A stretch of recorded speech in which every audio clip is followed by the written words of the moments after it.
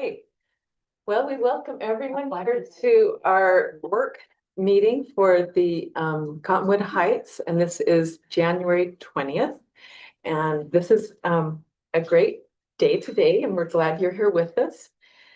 Our first item on the agenda is a review of the business meeting agenda.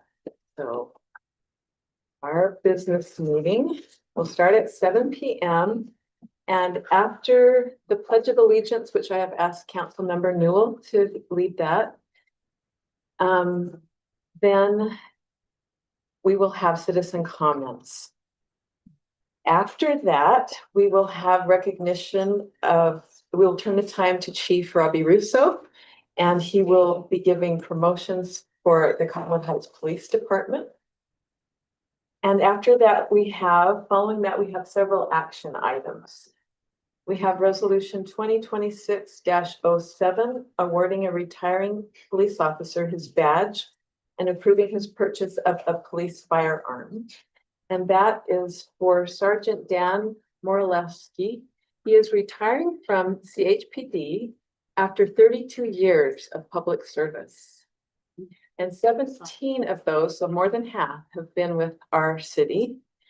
And so, as authorized by city code, he will be awarded his badge and approved the purchase of his firearm. And I understand that he has taken a position with Rec Center as the director of parks. But that's what was. Yeah, so he was 15 years old and he started with the rec center. And then when he got of age, he came over and worked for the police department and retired from us and went back to the rec center. So yes, 32 years total. Yeah. In county. Full circle. Wow. Is he here? Still in the city. He will be here, sort of. yes. He should be, but we'll see. He doesn't answer to me anymore. Okay.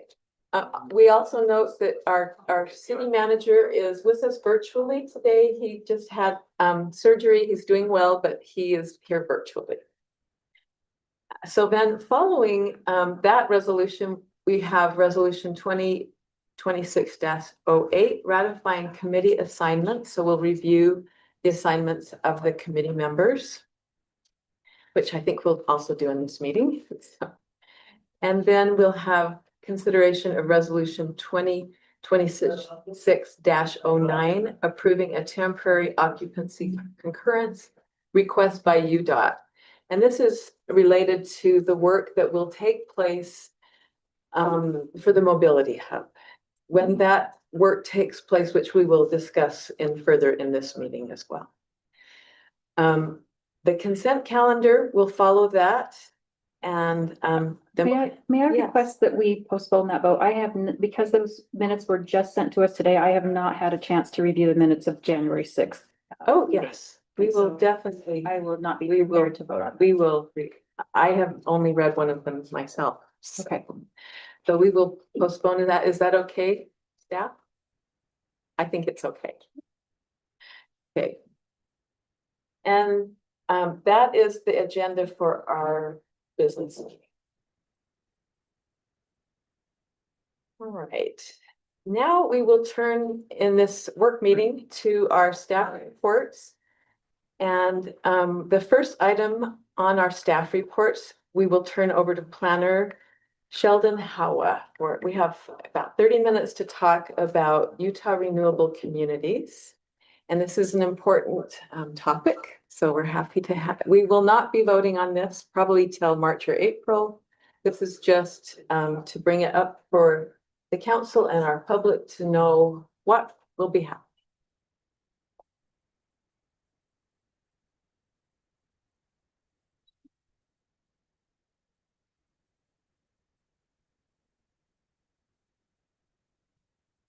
Still trying to connect. Moving here, let's.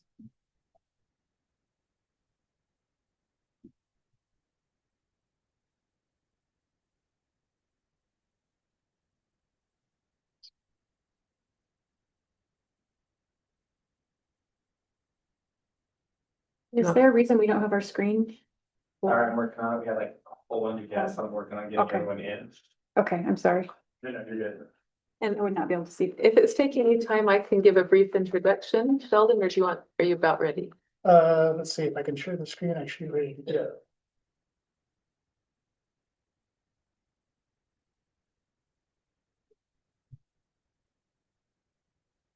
Does it feel? Yeah.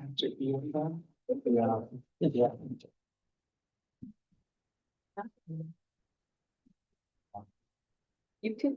Get to be both. Right, good evening, everybody. So I'm just going to provide just a quick overview of the URC program. The URC program application, city's involvement, and any anticipated costs to the residents or the city if they decide to participate in that program. So we'll start off by what is the URC? The URC is the Utah Renewable Community. It's a coalition of 19 cities, including Cottonwood Heights as well, advocating for clean energy for homes and businesses in our community. The primary goal in this partnership with Rocky Mountain Power is to make net 100% clean energy available to homes and businesses participating in the university program, and with an end goal of providing that power by 2030. This goal will be accomplished by clean energy sources available on the grid, as well as acquiring new clean utility scale clean energy sources to offset energy consumed on an annual basis. That's meaning that energy consumed from like non-renewable sources are offset by clean energy produced through this program. The program was made possible through the Community Clean Air Act, which was adopted in 2019. Upon the adoption of the Community Clean Air Act, the URC has been working with RMP to develop a program application that just outlines the manner in which they can acquire these new clean energy sources and the funding of the program. That process began 2025 is when they started developing, beginning of 2025 is when they started beginning the development of the program. That program was completed, the application was completed and submitted to the Public Service Commission in it was December of 2025. Well, sorry, in June of 2025, the Public Service Committee did review that. Upon the review, they held up two public hearings regarding the program application. One was a technical hearing where the URC, Rocky Mountain Power, and other agencies provided their testimony to the Public Service Commission. Following day, there was a public hearing that was held where they received over 70 comments from Utah residents, along with some other clean energy advocates, supporting this program. Now, currently, the program was passed off to the Public Service Commission. They're in the process now of making that decision. That decision can be anticipated within 30 days of the hearing date. It's on December 16th. But we're anticipating to hear something here shortly. Once their decision is made, they plan to move forward with the program as early as March of 2026. What decision are they making? Whether or not to adopt the program. adopt it or not? Yeah, I'll go over that really quick. Okay. The program is. So essentially the program, what it does is it allows the URC, associated communities, to work with, to solicit clean energy projects that would benefit the communities. Now, these clean energy projects can be anything, well, clean energy sources can be anything from solar, wind, geothermal, hydroelectric, etc. Currently, the URC has, they did put out bids in May of 2025. Well, actually, towards the end of 2024, May of 2025, they received 10 bids on some of these clean energy projects. They narrowed those 10 bids down to a short list of, I believe, 5 possible bids for that project. Now, those are in negotiation with Rocky Mountain Power right now. I don't have the, an overview of what those projects entail, but they could be anything, like I mentioned, from solar, wind, geothermal, etc. Part of that program, these clean energy sources will have to be interconnected directly with the Pacific Corp transmission grid, which through Rocky Mountain Power. They have to be located in Utah, Wyoming, or Idaho. They have to be produced between 200 and 300 megawatts of clean energy and can achieve operation no later than December of 2029, December 31st, 2029.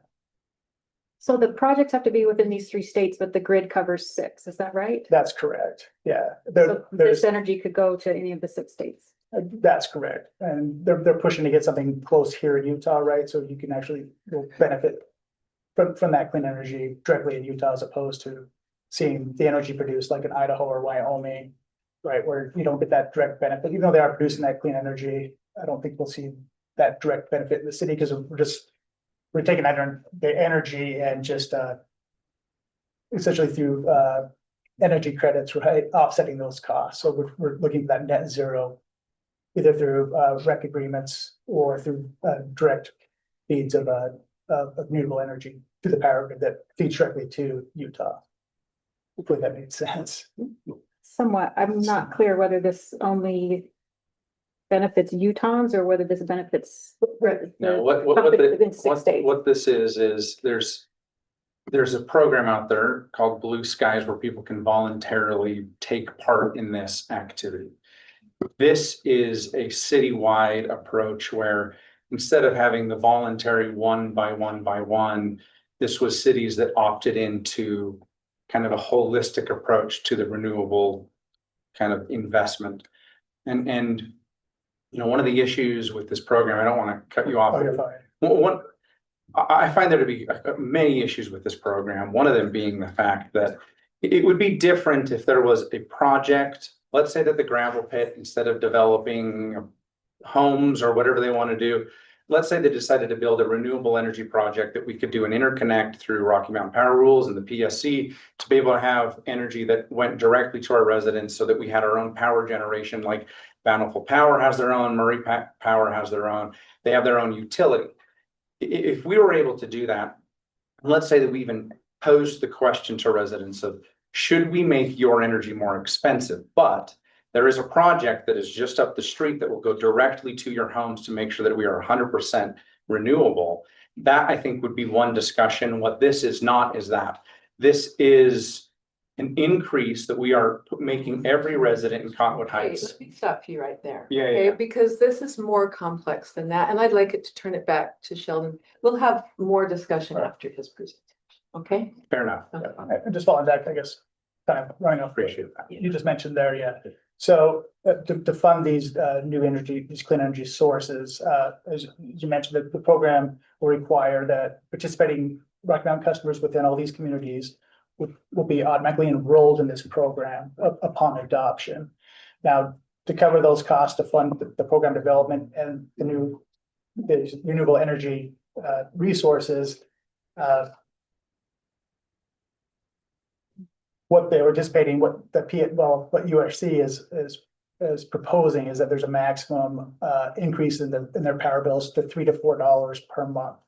That's what the URC was negotiating with Rocky Mountain Power. Now, Rocky Mountain Power had, they did argue that they wanted to see a rate increase of up to 10% to cover those costs, and that's kind of a discussion that the PSC is having internally to decide what rates are fair and equitable when it comes to providing funding for this program. Now, as mentioned, all residents within the city will automatically be enrolled. However, there is an option for them to voluntarily opt out of the program. They have 90 days to do so upon adoption. And if they do that within the 90 days, there'll be no termination fee. Now, if they do stay enrolled and they decide to opt out later, there will be a termination fee. That fee was not really discussed during the meeting. It started around, minimal of $3 to $5, anticipated maybe up to 20. But again, that comes down to the PSC, whether or not they'll determine that rate for the opt-out, that fee for the opt-out. In addition, there are provisions in there to allow low-income households to participate in the program. Those costs will be offset by the HELP program or through, increasing existing participating customers by up to 70 cents per bill if they're enrolled in that program to cover those costs.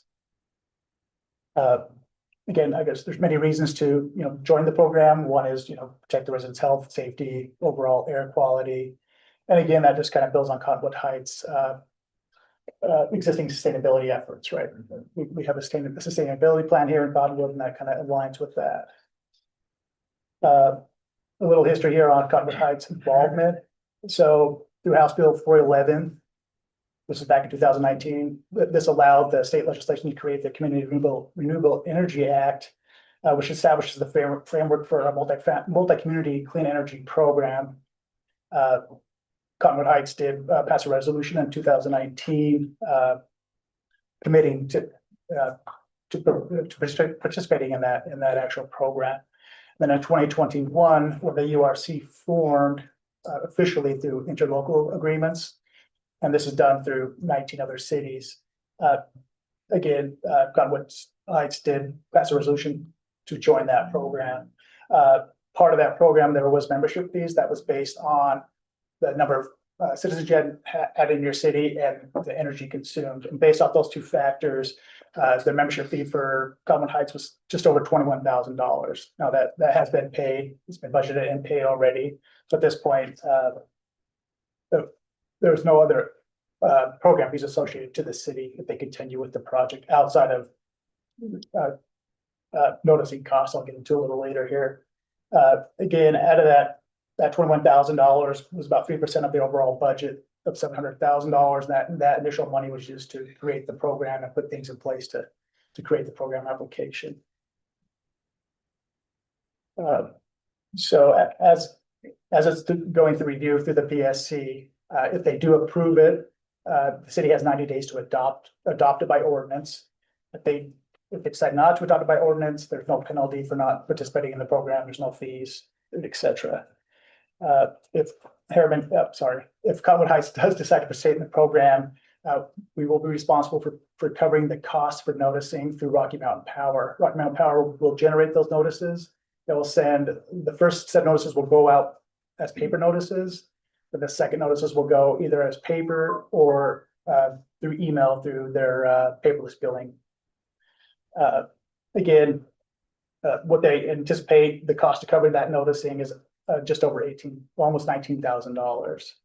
And that has included a 5% buffer just because they're not sure when those notices will go out. So they're anticipating maybe some increase in cost, but they're thinking it will be around $18,000 to $19,000. So that's just one thing to consider. If the city does adopt the program, they'll be responsible for covering those costs for the noticing. And I guess finally, when we get into more discussion. So currently, our two board members for the URC was Mayor Wilcher. He was the primary member. Then we had an alternate, Ian Harris. The mayor, is no longer with the city, and neither is Ian. And so we need to appoint some board members to fill those positions. That meeting, the URC board meetings are held the first Monday of every month. Those meetings are about 2 hours long. I anticipate I've joined the last two since I came on to Harriman. Depending on your involvement, we're kind of far along enough in the process where, we're probably anticipating maybe just the 2 to 5 hours a month to need to, anticipate for participating as a board member. And I believe once they kind of decide on the renewable resource they want to adopt or pursue, then again, there'll be additional time for discussion with the board on how to pursue those bids, I guess, as far as acquiring those clean energy resources. All right. Anything else? That's it. Okay, Thank you for that. Yeah. thank you so much. So we have a few more minutes on this item that we can discuss as a council. What we've just heard, I just want to share that when this was passed by the legislature, it was passed with a strong majority. Almost 50 members of the 75 voted in support. When our city voted in 2021, had 4 members of the council voted in support. There are physical realities up to our planet that many of us are aware of, and that things like more clean energy will benefit the planet, will benefit our environment. And that's why it had support in the legislature and here, and it gives the opportunity to opt out with consideration for low income that they would never pay, even if they find out later, but they didn't opt out, that their costs would always be covered. So there's been a lot of thought given this so that it can be offered to citizens with an opt-out. So I don't know if we want to talk about perhaps having a community meeting where we could have people come in and have questions answered to get more information. I welcome any comments from any of our council members. So, quick question. So, Yes. based on what you were just stated, our community would not receive any of this power that is generated through clean energy at this time, right? Well, Until possibly 2030. right, so they don't, well, hopefully sooner, but they don't anticipate, those resources becoming available until 2030. That's the end goal. So, But just to be clear, even in 2030, that's when they would hit the mark that they need to do that they've committed to. But that doesn't mean that that energy is directly going to our city. Exactly. Correct. correct. But we, as people, if we choose to participate, our energy, our electricity would be a net zero from our participation. In other words, we would be sustaining a program that is bringing our personal household clean energy, our share of the grid. By an offset, correct? Right. Yeah. So yeah, for instance, if that resource provided 300 megawatts of clean energy and the city of Cottonwood Heights only used maybe 50 megawatts or so, that would completely offset our energy consumption by renewable energy. So real quickly, I am very much in favor of renewables. I am grateful. We have a former councilman here and others that built this city hall that had that in mind. And we've got solar panels on our building. And I think that was an absolutely smart approach. I just want to be clear from my perspective, I am in favor of renewables. I do not believe that this is the way to achieve that. This is a way to absolutely guarantee that our residents are going to pay more for basic utility services. We talk about the complaints of water. We've seen, all of us, there are a lot of residents that were upset with the cost of water. And we are upset that we're not in control of that. We would be voluntarily making our rates more expensive. And here's the thing. We do talk a lot of times about $3 to $4 a month, $3 to $4 a month. And then we move on to the next subject and it's $3 to $4 a month. We've had a lot of discussions on the bond that we had this last year, from the telecom tax that was passed last council session to this discussion, to a potential property tax increase. I just have to make a clear distinction that this is not buying direct power that we can guarantee that is going to be renewable energy into our homes. If it was, I think that would be a different discussion. The last two things I want to say is, yes, there's an opt-out, it's only 90 days. I would like you to go ask your neighbors if they even know that this exists, if they even know that we're talking about this tonight, if they even know Thank you. that this is going real quickly. I appreciate your comments. I think that we need to hear from all council members, and I would like to make it clear. If anyone in this room has not lived through the last month and a half of temperatures that are so dramatically higher than people who have lived a lifetime in Utah. My husband worked in the ski industry for 30 years, never saw anything remotely to what we are living through in this time. And so I feel emphatic that if we cannot take a stand for the core health needs of not only our community, but the extended community, because even if this power is not all feeding right into Cottonwood Heights or supplying all of our energy, it is making a difference within the region. We do not live in a boundary where there is a wall around Cottonwood Heights. We are subject to the pollution and the air problems and the heightening temperatures that are affecting the whole region, the whole world. And unless we are willing to take an opportunity that has not come along in the 45 years I've lived in Utah, this is an opportunity to move the needle toward where we need to go, not just Cottonwood Heights, but our own existence is based on this. What will we say to our children and grandchildren when they say, didn't you see this coming? All the scientific evidence shows heightening temperatures, air quality on a given day when we call it, green or yellow, is detrimental. According to 500 MDs of Utah who make up the Utah Physicians for Healthy Environment. So I am emphatically wanting our council to realize that we can do public, that's why we're meeting today. We have months ahead to engage the public and educate and use our resources. We have many of them in place that we can advance. And so I think we need to be careful not to only look for the negatives, but to look for the opportunities. And I do want to pass things off to council, Yes. this councilwoman. I just do want to say that exists today. If someone wants to act and they want to participate in a program to have an offset for their specific behavior, that is in existence Yes, today. but let- It is not Unless we do it forcing. mentally, we need systemic. I don't want five people to force that on 30,000 is all. And we're gonna So, get a lot of feedback from Let's- I think we have until, I think we have till 25, till 5 for this discussion, and it's an important discussion. Sorry. Go ahead, Susan. No, that's okay. Thank you. We agree with you with renewables and sustainability. So the argument today is not if that's important, and if the climate's important, it is important. The question that we're talking about today is how. And we have this, I have to say, I'm a little bit concerned. I did the math. In our packet, it said this would be between $2 and $7 a month.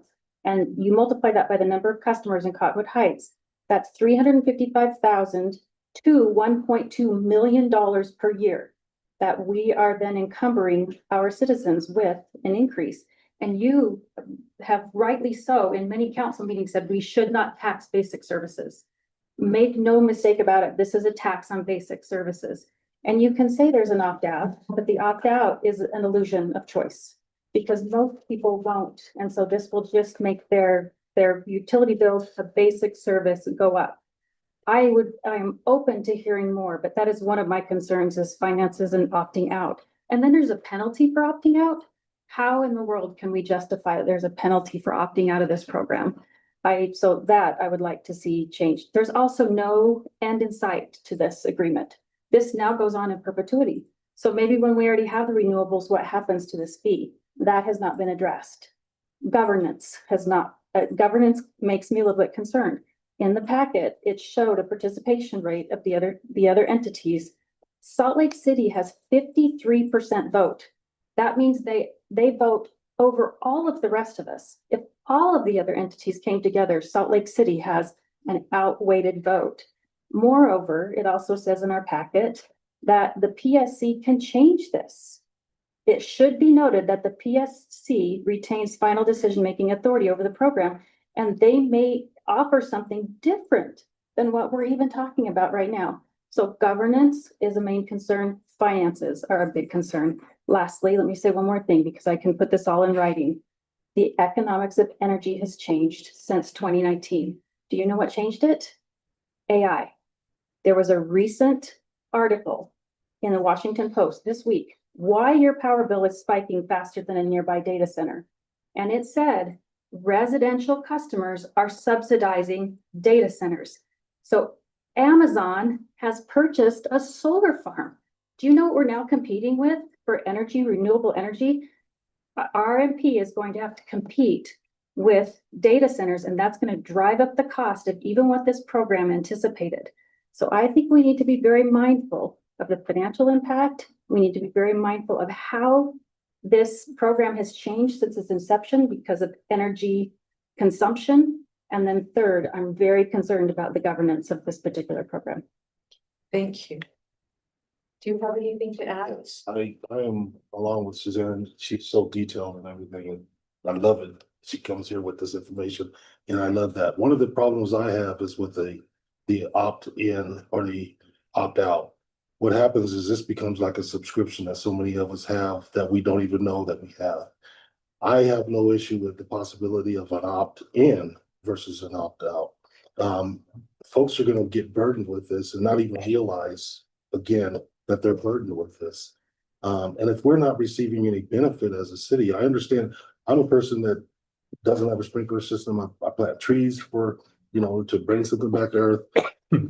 This is something that I'm passionate about, but I believe that we have a responsibility to do these things in the right way and to not encumber our residents with something that they have no choice over. So we've got a lot of talking to do about this. And Councilman Newell, if you go look at the committee hearing when this passed, Representative Sagers from Tooele asked a question about the legislature did want to have a discussion about opt-in. And the response was, which I understand, was that the economics wouldn't work if people opted in. And I think that's to the core of my issue with it. And Is the forcing them. economics is not us. The economics is the entity. Yeah. That is going to be receiving these funds for perpetuity, right? Let me add a little bit more because I've been trying to learn as much as I can. I think this is an important decision that we will be making as a city. So currently, the governance is 1 vote per city. And maybe they need to change that in the writing, but that is how it's being governed, is 1 vote per city. Salt Lake City has many low-income residents and does not want to increase it and to an amount that would hurt their residents. They bear a lot of low-income residents. And then for the opt-out, there is an effort and a discussion with the commission to extend it to 6 months to opt out. Our city, if we stay in, will be spending $18,000 with Rocky Mountain Power to ensure that residents are aware. We will be using our city website and mailings and everything that was within our city budget already to let people know. I can tell you that what I would hope is that all of us will be open to feedback from residents on both sides of this issue, on all sides. One of my people that I love is a teacher, and she says, how many sides are there to a car? You know, there are many sides to most of these issues. So I hope that we will take time to listen to our residents, our constituents in your districts. And as I'm receiving emails and phone calls, I hope we will think about what we're turning off if we step out of this. Because right now it's allowing our city to be a leader. And there are cities that are anchor cities that are saying, even if we pull out, they are going to be an anchor. They are going to stay in and hold the program harmless for us pulling out. So I just want us to think about all that as we move forward. I do want to note that Sandy and Draper are not part of this, Right. which is interesting in and of itself. It is. Okay, and we have anything else before we close? Well, I would only say that as we get closer, after these efforts have been made in outreach and information from both Rocky Mountain Power and Cottonwood Heights, that we do have also the mechanism of flash vote. And we can see that that goes out to get a real pulse on our extended community, since it reaches into all 4 districts. And could we do that soon? Could we do that? Well, we could do it twice. We have a lot of mechanisms in our power. We have an agreement that it's 1 topic per council member. And so, well, I would say you could do it twice. We only have 6. We've now used 2. And I would request that not go out until we know the particulars from the state. And not only that, I know we've had discussions this last council meeting about maybe trying to get some more information from residents in regards to a general property tax increase. So I think there are other fiscal issues that we've already talked about that we're wanting to take to flash vote that, I mean, we can have a discussion at a separate time where that falls in the line. But again, there are other pocketbook issues that need to be discussed with the residents. Well, I'm just saying there's probably not room for 2 with the other topics that we've already proposed. Because we haven't even had short-term rentals yet, and that's been agreed upon. Our city Yeah. is at a tight time. I don't know if we're all aware that we are not we're not renting out our city rooms right now because of the budget items that are so tight. We need to do a fee study so that we can increase our fees. Our fees are among the lowest in the county. And so we are not renting out our community rooms, but what if we had a meeting at the library so that we were not taking staff and adding cost to our city and just had a community meeting at Whitmore Library in that nice big room at the bottom in the basement and just had people with information and had a time for the community to come? Would we be interested in that as a council?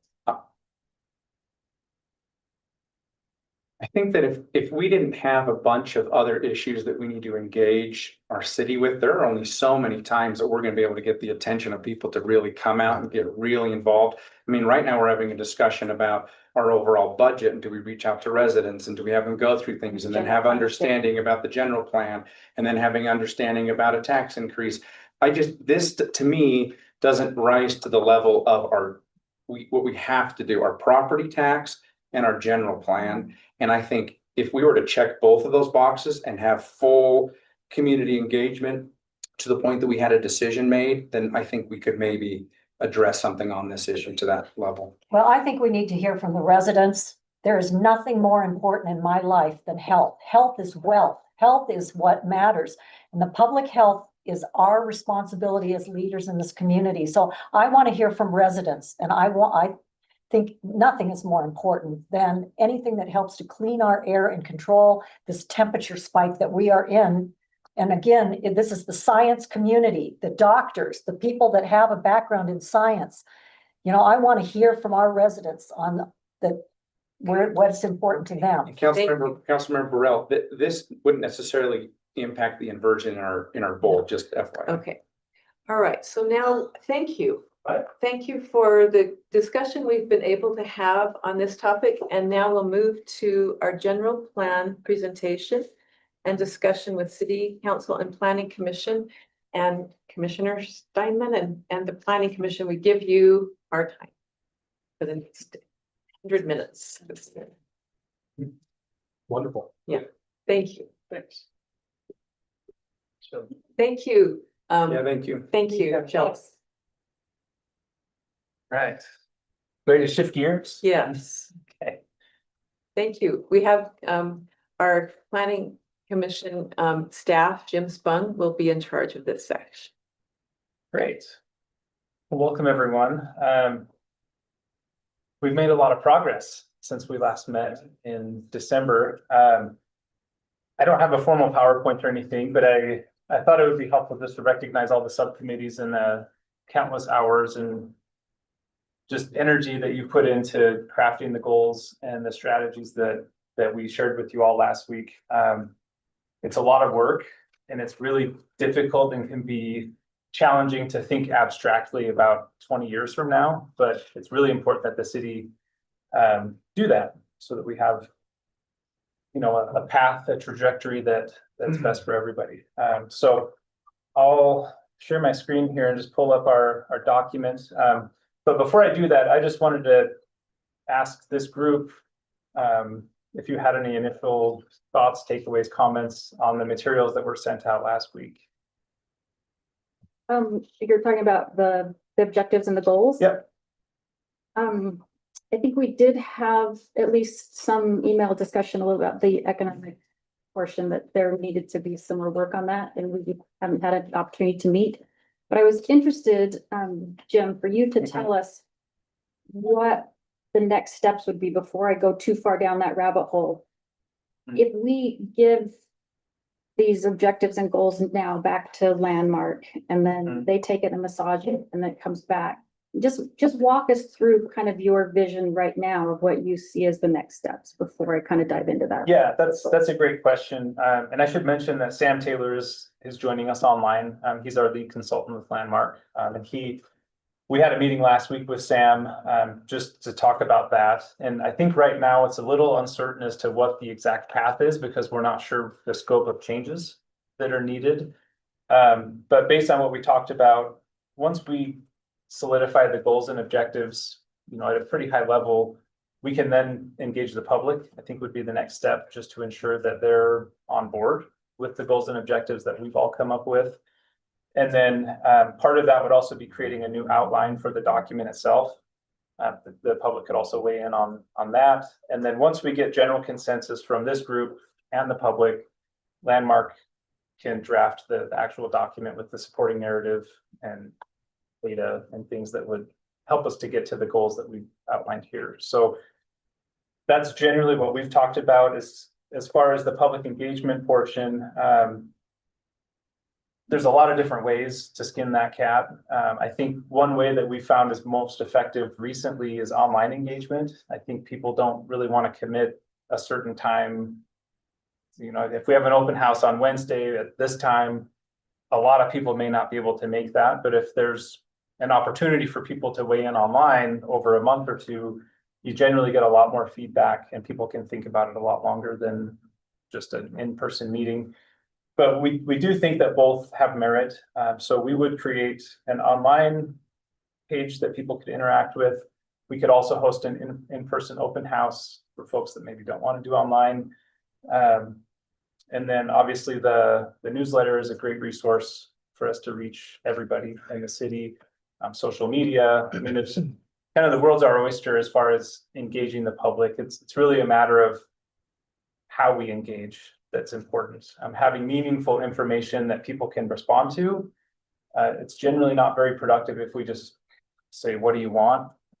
We've got to try to channel ideas and thoughts into things that would be constructive to guide the process. So, and then the last part of answering that question is, depending on what we decide to do here, we'll have to work with Landmark to adjust the contract, because you know they're at the tail end of their initial contract of drafting something, but this is a pivot, so we'll have to work with them to strategize timing and what that looks like from a contract standpoint. When does their contract end? So there's not a firm ending, it's just the funding Okay. that was allocated to the project. So Yes, okay. So my understanding is if public engagement is really important, I actually Yeah. think probably both would be good. Is it, once we have the goals and objectives, is it that they then fill in the strategies where they have the technical expertise and then that comes back to us? Tell me a little bit more about that. yeah, I think it's really however we think would be most effective. Initially, to start, it's really important to have the high level goals just to know like where we're headed. I think that the consultant and staff could work through, you know, how we get there and then present that to the group as options. But I don't know if there's a real set strategy for that. I think at this point, it's getting the higher level vision, which I think all the subcommittees have done. An outline for the document itself. And then we can engage the public, I think, at that point, just to see if we're close, right, with what they think. I would love to give my feedback. Having read through this, I'm very pleased. I want to congratulate all the subgroups, and I've served on political subdivisions at the state legislature for 5 years, and that group focuses on city issues. So we've talked a lot in those meetings at the state capitol about housing and about water and land use and transportation. And so I am very pleased that overall it is much updated from 20 years ago. It's talking about infill and reducing our sprawl. Our city can't sprawl a lot, but we can have tighter communities, and it's talking about walkability, and it's we know that we have 45 million being spent every year by our state legislature for an active transportation network throughout our state. And if our citizens cannot get to that through our city in a safe manner, then it's kind of lost for our city. So I think there are so many good things that I found, and I really thank all of the subgroups that have been meeting. I think it's been great. And I'm sure we can make improvements, but overall, I think it's made a big improvement. Jim, as far as the deliverables that are needed right now to be able to provide to the contractor that we hired for this, what sections do you feel like we're at 90% or above complete to be able to provide that to them and then kind of have them sharpen the sword on it and then present us From the back in final? subcommittee Correct. deliverables, I think really that's a question for you all. I think the fruits of all the labors of the subcommittees were great. I don't know if there's a whole lot of tweaking that has to be done. And I think really now it's just, are the big ideas there and did we capture the vision? You know, if everyone's in agreement, which is why we're here today, is to review that, then we could just send it to them now and say, this is what we've come up with as a group. And this language is by no way binding in any way. It's really just giving the consultant some direction to say, this is where we want to go for each of these elements of the plan. and then we can strategize, how we get there. And we've already done some of that work with the key actions and strategies. So from a scoping standpoint, if we were to give them the scope as far as what needs to be next on that, do you have clarity as far as what that scope is to kind of renegotiate the contract, extend the contract? Yeah, not yet. So our thinking was, let's wait till tonight to see what happens here today, and then we can have that conversation, because I'm not sure where you all stand with what's been provided already. If we need to start over, have a huge shift, that obviously would change. So there's some core things, if I may interject. I'm unclear, is the WFRC representative who was part of the $170,000 that they provided for this general plan update, is that woman in this room virtually today? I think Yeah, she is. Christie's online. Christy Dahlberg is Uh-huh. online? She is. Hello, Because can I you guys all hear me? Yes, so glad you're here. Thank you for joining us.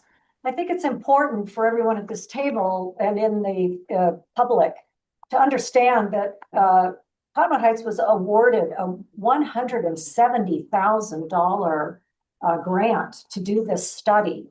And our match on that, as I understand it, was just under $20,000. Now, we have not discussed what we're looking at. If we have in essence, burnt through the $170,000, and we are just starting to really put the foundation together. What kind of numbers are we looking at? Do we apply for another grant? I think that this is important to understand that metrics. And then secondly, I've never gotten clear on the very expensive and time-consuming adopted master plans that have already been adopted by our city. The core elements in those master plans, especially the Fort Union Boulevard master plan, does not manifest really in what we are putting together as our aspirations now. And so there are some core mechanics here that, unless I'm the only one at the table who doesn't seem to grasp, I want to make sure that we are utilizing and that we don't pass along all this basic stuff, basic core ideas to an outside consultant without really thinking about what has been done historically here, especially in about the last 8 years. There's been a number of, as I said, particularly the Fort Union Boulevard Master Plan, that have really core concepts like the Main Street feeling to a section of Fort Union Boulevard. Our town center was to anchor it, as I could understand it from that plan. These things are important to me, that we are not reinventing these new wheels and looking at another couple $100,000 in the next few years. I don't know if our city can really even.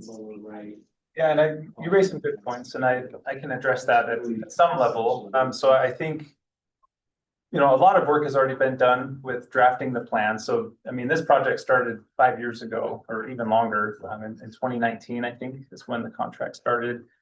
So it's been several years in the making, and I think this new, the resurrection of this plan has really just been in the last 12 months. And in that time, the council's turned over. I don't know if anyone was here in 2019 when it started. So that's the reason why this project has resurfaced and why we're reevaluating the very baseline goals and vision, is because it's a different group.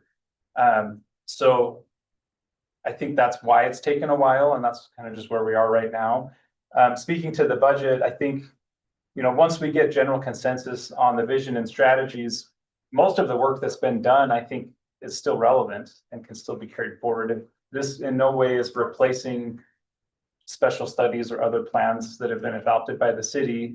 But from now moving forward, I think after today, we'll have a pretty good idea of, from a fiscal standpoint, what it looks like to get to the finish line. But we're also willing at the staff level to take on a brunt of that work, just so it's not the burden of a consultant and having to pay that. And I address one of the things that you said, that's I think really important, and that is that the other studies should be referenced in that. And Sure. it was in Draper's plan that they actually include them as appendices. And Right. so they, in no way does this general plan negate Well- any of the work that's been done. In fact, it should take into account those. Well, I would like to Yeah. make a little bit clear, this plan has not been worked on over the last 12 months, only since the election time. So it started in about August. It has not been for the last 12 months. And the other thing is that it was in 2021 that a core draft, I'll say, came out that explicitly, and you have a slide on it, and now is not the time, maybe now is the time to pull up the slide I asked you to make. And it is of the 2021. So this is not what was done in 2019. It was in 2021 that the draft said, this is what the public engagement will be. And it was very specific. And it alluded to a joint meeting like this of the council and planning commission. And it recommended that we meet twice at some point to be briefed on what had come out from the public and the stakeholders and the committee meetings. And those committees were to include the public. So that was in 2021. And we have not followed what the $170,000 bought us, which was what came out in the spring of 2021. And do you have that slide? I don't, I apologize, I'm not sure what. We have it in our packet, if that's what you're referring to. Which one is it? What page? It's the memo, the staff report memo, and it talks about the series of online public engagement meetings in 2021, including a visioning survey, a crowdsourcing mapping tool, a community idea board, and a vision confirmation survey. And so while I think it's relevant for us to know the history, what I think we're here today to talk about is how we're going to go forward. We cannot ignore the fact that our general plan right now that is adopted said we want to keep the city the way it is. Well, that ship has sailed. And so we are sorely overdue for a general plan update. So I hope you're not debating whether or not we need to do this, because it is. I'm absolutely not. I'm Okay. saying that we are grossly behind the schedule that was laid out.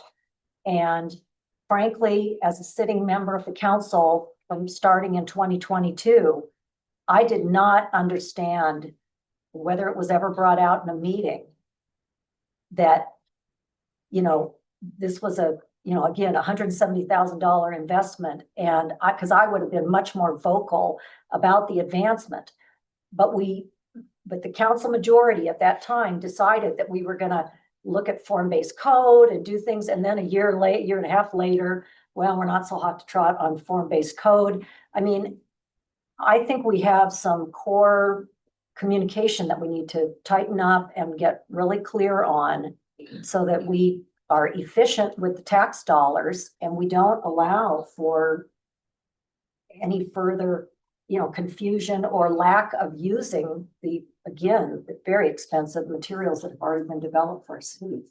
May I jump in on that? Where are we at with the $170,000? Are we fully depleted on that with our third party? I'd have to check, it's been. Well, Christy Dahlberg's online. Christy, could you answer that question? Yeah, and I apologize. There's another meeting going on in my office, and so to avoid the sound pollution, I've moved to another room. But I did pull up the budget prior to this meeting, and there is some funds left. Also with some invoices that have been on hold as we paused. So that number is a little bit lower than what I show the balance as, but it is a little under 15,000 remaining. So Jim, as far as scoping kind of what we have kind of the root of the document right now. We have the public engagement with the committee members. We have, public a part of those committees. We refined each chapter within those committees. So right now we've got the draft, we've got the refined draft. So if we were to provide the next scope, depending on, the cost implications of that, do you think we can get that done and get at least, a final draft in place with that $15,000 from a scoping standpoint? That I don't know. I'd have to talk to the consultant. I guess I would be more interested in just having a clear direction and plan and not really worry about what's left in the budget. Like we'll figure it out to get it adopted. But I think right now we just have to have some clear direction on like, what do we want this plan to say? we can figure out the details of how we get the plan in a final state and who pays for it and how that works. But I think for this group, it's really just, are we headed in the right direction? And then we can come back with some details after we've had a chance to talk through with Sam what it looks like to have specific details for you. So I guess to tie all that together, it might be worthwhile for us to kind of go through each chapter tonight. I think we've got representatives from each of those committees here to basically say, here's what's missing, here's what's, you know, potentially needing to be adapted. I think since 2019, and 2020, just in general, there's been a lot that's happened. On top of that, something that I had sent over to you, Jim, in regards to economic development that I think needs to be a strong focus point in regards to economic development chapter is we have the Olympics coming to Utah, and it is the Utah Olympics, not the Salt Lake Olympics, not the Cottonwood Olympics, it's the Utah Olympics. So I think, you know, just us being positioned between the canyons, you know, if we could start on economic development and then go committee to committee and chapter to chapter, if there's anything outstanding, that was the one thing that I saw, you know, how do we make transition to, you know, being a city between the canyons, access to a lot of Olympic events potentially happening up here. We're not sure where that's at, but also watch parties at the town center and just being able to, you know, create a transit oriented space to then funnel economic development and make sure that that's all, you know, sustained. But if we could start on economic development and then kind of go from I agree. Mayor Benyon, if That's you want to change that, I think we should just go from Great. chapter to chapter and just ensure that here's what's missing, here's what be refined, and then we can give that clear direction over to our consultants. That would be I great. concur. Yeah, I think thank you. I think that as I read through all of it, this economic development was the one that I had the most concerns about. Maybe we just need to tweak. Yeah. Totally fine for me with land use, transportation, the others, but I appreciate that you've brought this to the front of the line. And Mayor, please Yeah. push us to stick on times, because I Okay. mean, I just, think we- I know that around this table, we have a lot of feelings about all these issues. And I think there's a high probability that we will spin out and not get the task completed, so. I- if We all we hung can out just- before, we know.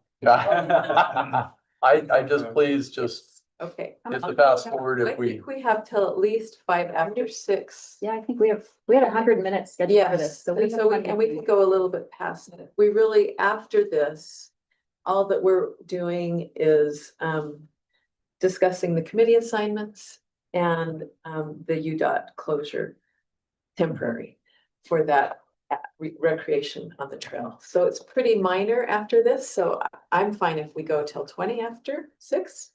Be fine. Yeah, and just so you all know, this, you know, this is relatively early and it's late, but early in the process of this updated draft. So, you know, again, nothing in this document is set in stone. I mean, it's a very working draft, even the goals and ideas. And then with that, I would look at it through the lens of, let's get this stuff in a position where we're comfortable getting it to the public and having them respond and react to it. That's really, I think, the goal today is getting this group comfortable with it and then getting it in a position where we can engage the public and see what they think. So for economic development, as Pull up another Commissioner, chair, we have another planning commissioner. Take it out. as Commissioner Steinman mentioned, you know, the Olympics are coming, and I appreciate that he spent a lot of time preparing some comments on the existing draft we have. If you want, I can just kind of run through what you sent me. So the Olympics obviously are coming. It's So page that- 9, it's page 9 of 20 for economic Oh. development. I mean, if you're Page looking 7 at of the 17 in the pages, clean version. pages, it's page 77, so you're 3/4 of the way back and there you go. So Olympic readiness, I think, is important to address. That's gonna be a focus of the next, 10 years, give or take. So how do we strategically position ourselves to be a benefactor of that event, is important, and those are things that we should be thinking about, this year, because it's gonna take a minute to, depending on what we decide, to get in that position. Having a clear economic identity. So what makes us different from other places? I think that's important as well. Let's see, think there's a lot of, And really quick, as far Yes. as economic identity, I think a lot of that has to do with the traffic component and really looking at transportation in conjunction with economic development. And that identity is we're either a billboard and people drive by, or we are a funnel and people park, walk, enjoy. You know, they go and recreate, then they stop, or they stop here, recreate, and then stop here. And that is not just with the Olympics, that will be enhanced with the Olympics, but I think that that's something that from an identity standpoint, we need to capture in this, you know, looking out 10, 15, 20, 30 years. And that is, you know, multimodal.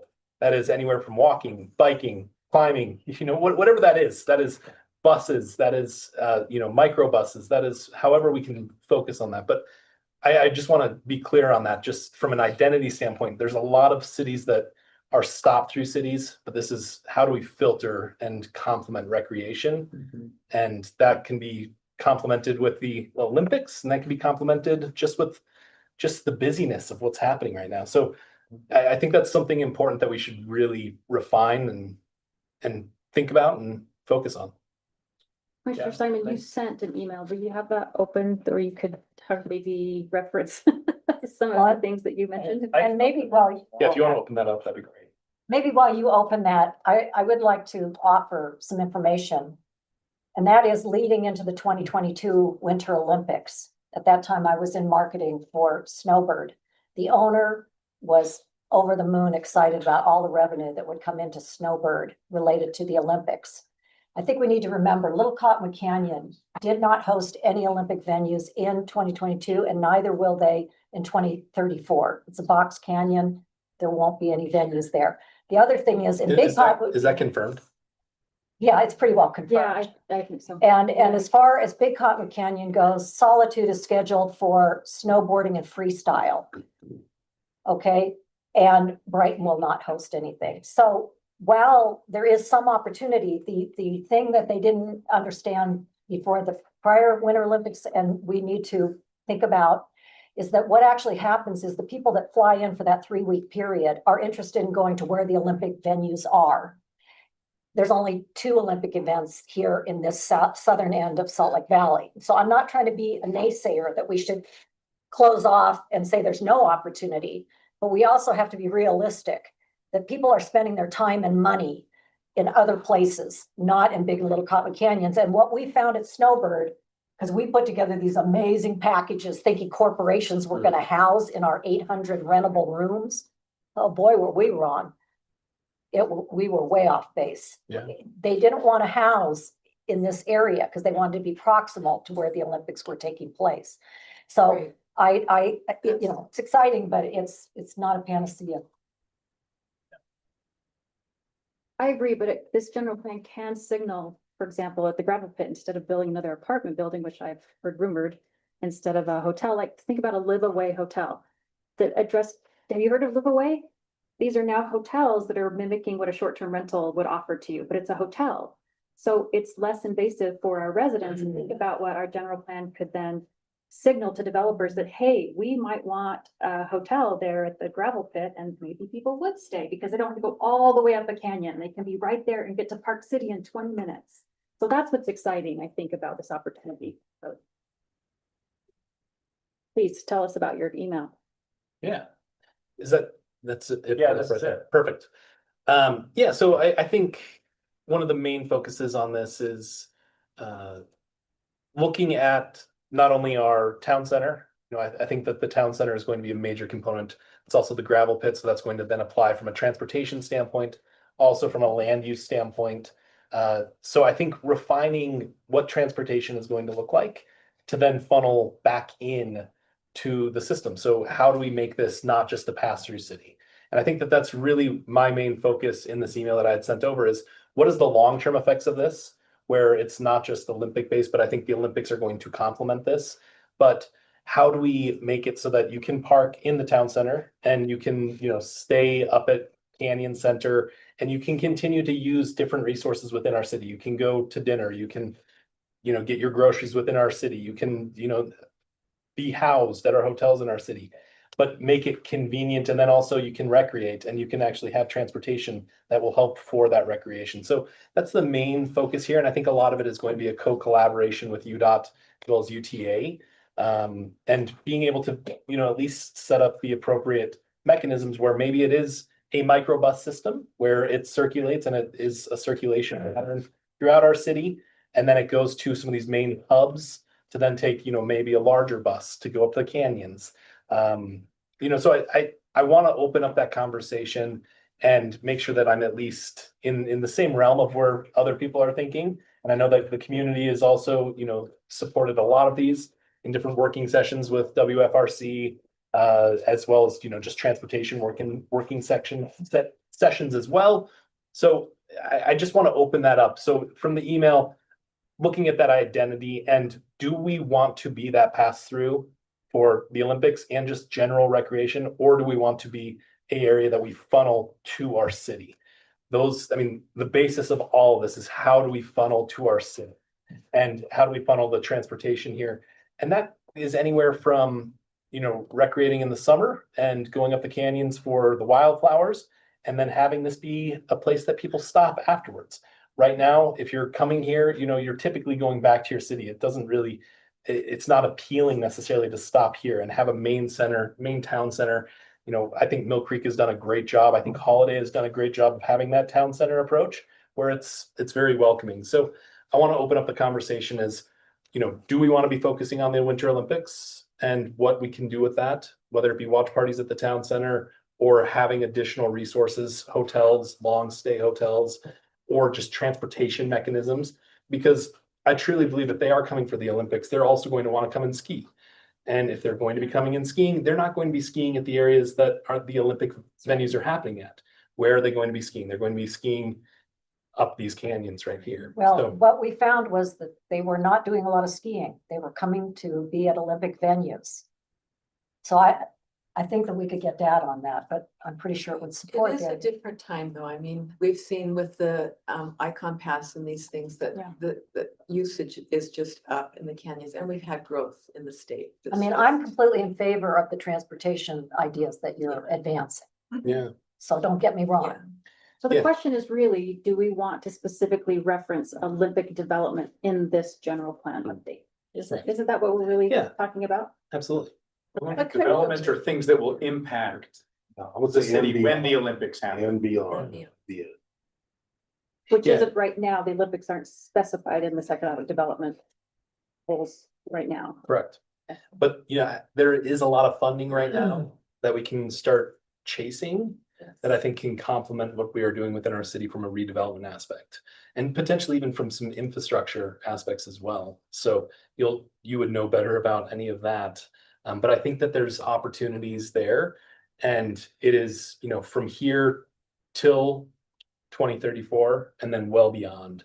And I think positioning this is important. And, you know, these ideas here are just, you know, kind of throwing mud at a wall, just thinking about, all right, what is going to be the identity of this city? And I think that that's where our general plan lacks a little bit, is what is the full identity and what actually captures residents here and also captures tourism and guests to the city. So how do we refine that identity? And I think that that's more so of the direction that I want to open up the discussion. And we did discuss this in our subcommittee groups. And I think economic development really complements a lot of the land use as well as transportation sections of the general plan. So I think it's one that we really need to focus on. But, you know, where do we need to invest from the infrastructure standpoint? Where do we need to invest and maybe look at certain zoning aspects within the general plan and land use aspects within the general plan to then be able to then focus, all right, here's our community nodes. What do we need to do to then enhance these community nodes? So my question for all of you is that a direction that we should be looking at and going? And if you were to look at an economic identity within our city, what is that from our perspective, from these subcommittees levels, to be able to start positioning Well, and and pointing To your towards? point, that's why the Fort Union Boulevard Master Plan is so important, because it points out that if you don't slow traffic down, you have people you have two lanes moving in both directions at 40 to 50 miles an hour, they don't patronize the local businesses. So at the core, the tie-in between transportation, it's very complex. But in our main arterial of Fort Union Boulevard, we have a choice here. Are we going to make it a place where people want to linger, or is it a throughput? That is a core fundamental question that is answered in the Fort Union Boulevard Master Plan, but not acknowledged over the last 4 years under the current administration, or those who are on the current administration. Yeah, so I mean, I think from a pure kind of funneling of revenue and funneling of tourism and economic development, I think identifying those areas, I think the town center is a great area that we can see just immense economic development. I think Canyon Center is another area that we can see And if we immense. just, if I may, the mayor and I just met with constituents who live around that Canyon Center. And if they were in the room today, they would stand up and describe to you what goes on there. People feel very unsafe. They feel unsafe getting out of their cars and getting around to patronize, whether it's Alpha Coffee or Porcupine or the Canyon Center itself. There's a lot of work that we need to do if we're going to say that we truly want people to get out of their cars and patronize our local businesses, because our roadways are designed for regional commuter traffic. So I have a couple thoughts, and Mayor, I really appreciate your point earlier and I think Sean, you emphasized it, multimodal and landing the plane, and the economic development, or the economic impact carrot of the town center. I think we all are unified on that. And the only reason to me for mentioning the Olympics in our master plan is to create some elbow room for staff and for our lobbyists to go after money.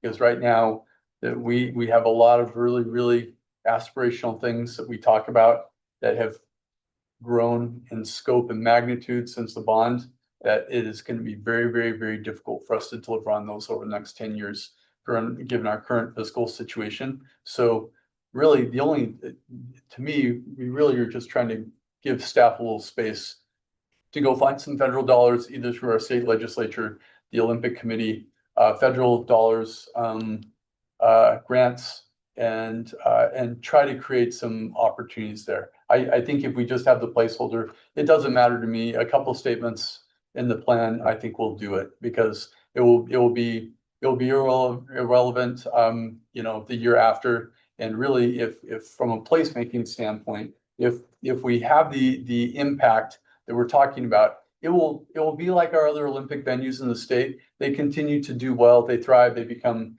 anchors for the areas that they are. And I think that will dovetail nicely. And I do think that idea of, the Fort Union Master Plan and some of our other plans, I think they need to just be referenced a little bit more clearly. I completely agree. And I would just caution us to give staff some leeway, because as they overlap, there's some timestamps and there's some gotchas if we're going to go after somebody and say, well, that was 2021, that's totally irrelevant in 2026. That's just the nature of a master plan. And so I realize that we're going to take multiple plans from different time periods, and we're kind of cobbling them together. And if it warrants, this group or this group having to do a deeper dive, and either you push things down to us and say, listen, we are not decided on this, we want more information, we see a contradiction here, put us to work. I mean, that's happened historically. But I am just, let's just put the placeholder and move forward. I mean, I don't know that we can we don't need, I don't believe, Mayor, to get super granular about exactly. I mean, the Olympics are going to be great, and whether they go to the snowbird, resort or not, I'm just not concerned about that. I do think that the bigger question is we just need to be open, because we don't know what those resources are going to be. It would be great to talk about having watch parties in the town center. We don't know what that looks like. There may be something completely different that's, well, here's $10 million. It has nothing to do with anything you talked about other than it's Olympic related. And we're all going to say in unity, great, we would love that. We will take that money, we will use it well. Let's build that. So the only funding that I'm aware of, Jim, and you can fact check me on this, but I believe the only funding that's really out there, unless the legislature earmarks for a specific site for a specific project, is to be designated as an Olympic venue, which that's where the whole watch party idea came through. And that's where you can take all funds from county and state. So it's pretty rare where you can crack into state sales tax dollars and other revenue streams. I think that's the only funding for Olympics that's out there. Is that correct? Other than, of course, if the state wanted to make this a priority, they can do whatever they want. But I think with that, we'd have to have some sort of a strategy if we really wanted to go after something, because we'd have to make our case of why we should be a venue and these other communities aren't going to be. Yeah, and I don't know the specific answer to that question, but I think I agree with everything here. I think the Olympics is maybe magnifying some of the concerns and issues that the city already sees with recreation and tourism, because it's already a thing all year long. So it may be amplified during that period, but I don't know if, I think from a general plan standpoint, it may change how we prioritize certain things for the next 8 years. But I don't think it would have a substantial impact on what we do, maybe just the order that we do them, or maybe how we think about different things. So just to keep on track. It may be Mike helpful. Shelton, I know you were raising your hand. Oh, sorry. Yeah, if I could, I think the big general plan question here is, in terms of economic development, do you look at traffic, visitors and traffic, which kind of go hand in hand, as an asset to be sought after or as a liability to be avoided?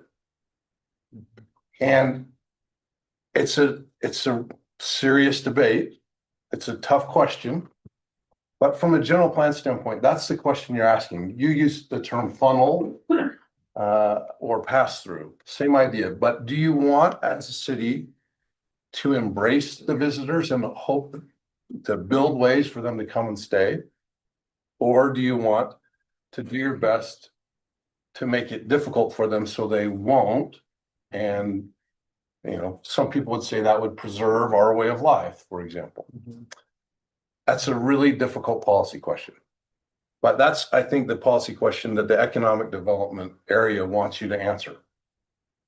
Yeah, that's a great question. And I don't know if there's an answer. I think traffic does both. It could be a great asset, but also a great detriment. You know, having worked in Taylorsville, I saw that very firsthand where, you know, there's a segment of Redwood Road right off of I-215 between 6200 South and 215. It was the most heavily trafficked surface street in the entire state in that area.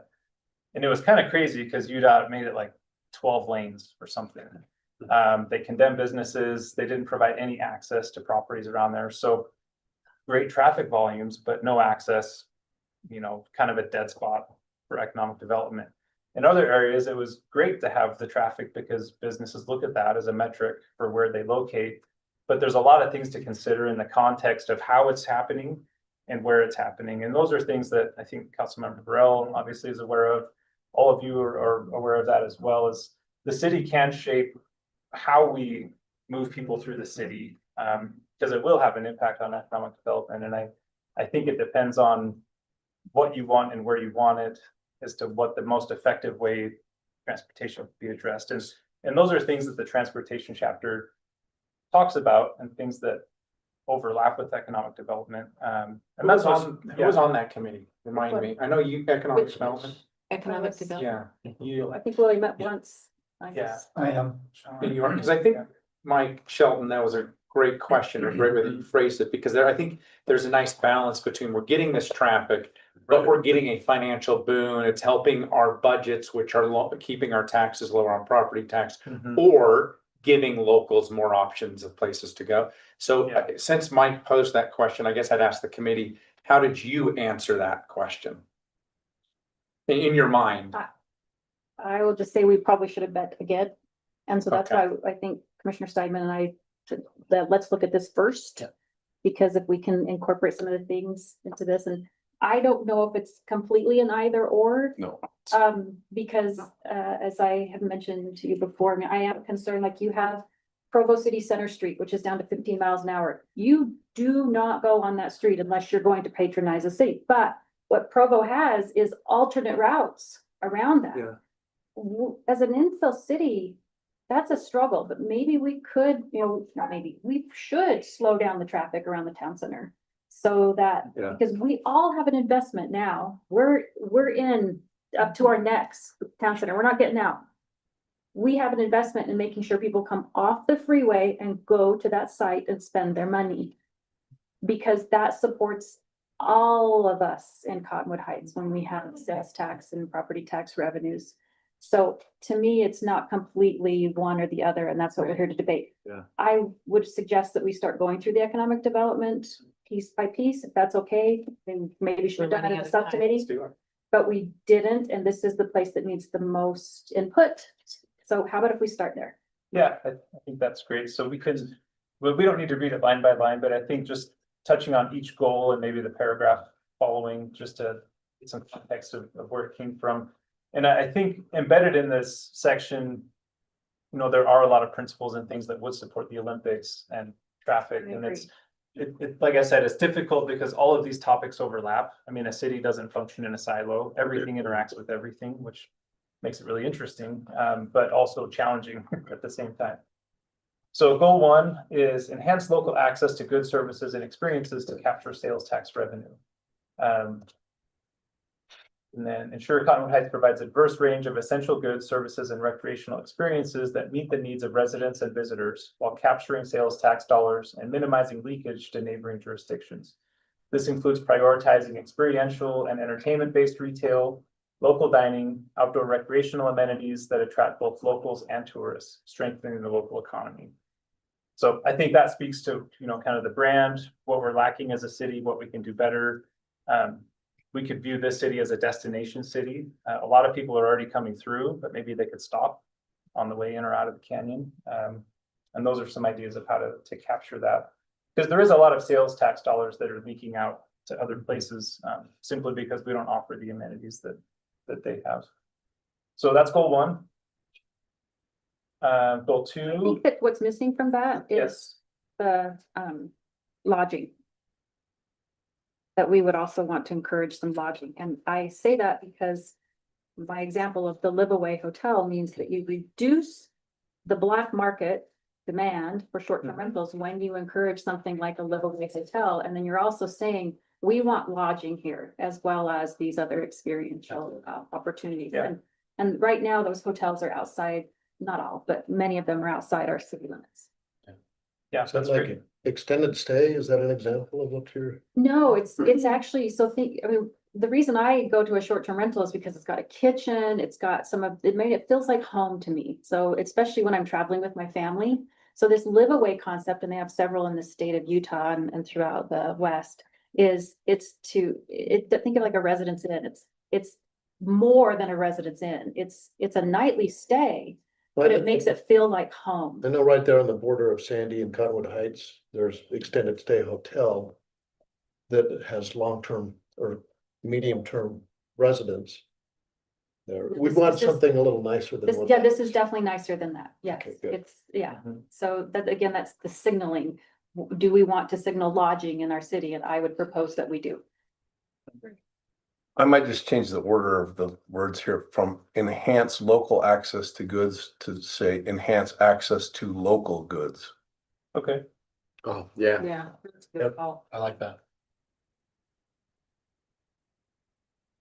Say that again, switch enhance. So just move local Yeah, after big word. 2. Yeah, local okay. goods, yeah. Oh, I see. Yeah, Okay. yeah. Great. I like that. Goal 2, prioritize economic development in strategic commercial areas. So strengthen key commercial districts by using zoning, land use policy, and design standards to guide reinvestment, attract desired businesses, and enhance community character. Jim, do you feel that's strong enough that, I mean, really what we're trying to point out is that we've got 3 basic areas. And that a developer or, somebody who wants to start something, that's enormously clear to them that we all know what that's talking about, Mhm. right? But Yeah, and that's I think where the narrative of this chapter itself got it. would support it. So you'd read the chapter and then this goal would make perfect sense to you. So we'll make sure that the supporting ideas are in the narrative. Awesome. That's all I want. And this also will come to fruition because we'll have to meet again about the future land use map of what types of places do we want in which areas of the city, and that will be a key driver in deciding that. I think all of us kind of have in our minds where the commercial areas are that are the economic engine of the city, but we need to write it on a map. Yeah, I've been wondering about that. 'Cause Narrative. That's super important. Do you know, Yeah. we have a process for that? Is that gonna go to the land use subcommittee first? Do you know how you're gonna approach that, Jim? I think getting this done first is helpful, but we'll just have to meet as a group again. The planning commission will vet that, I think, a lot. Because the future land use map is really the policy that will Yeah. inform future zoning decisions. That's huge. So it's important. Yeah, thank you for that.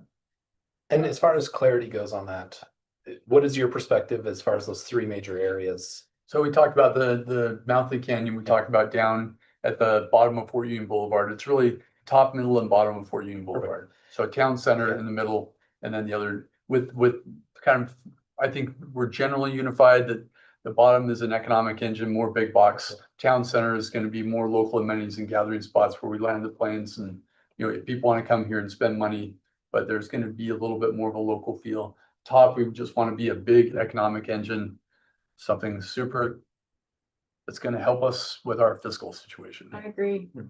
Back in 2020, I sat on a community nodes committee. I believe Mayor Peterson put that together.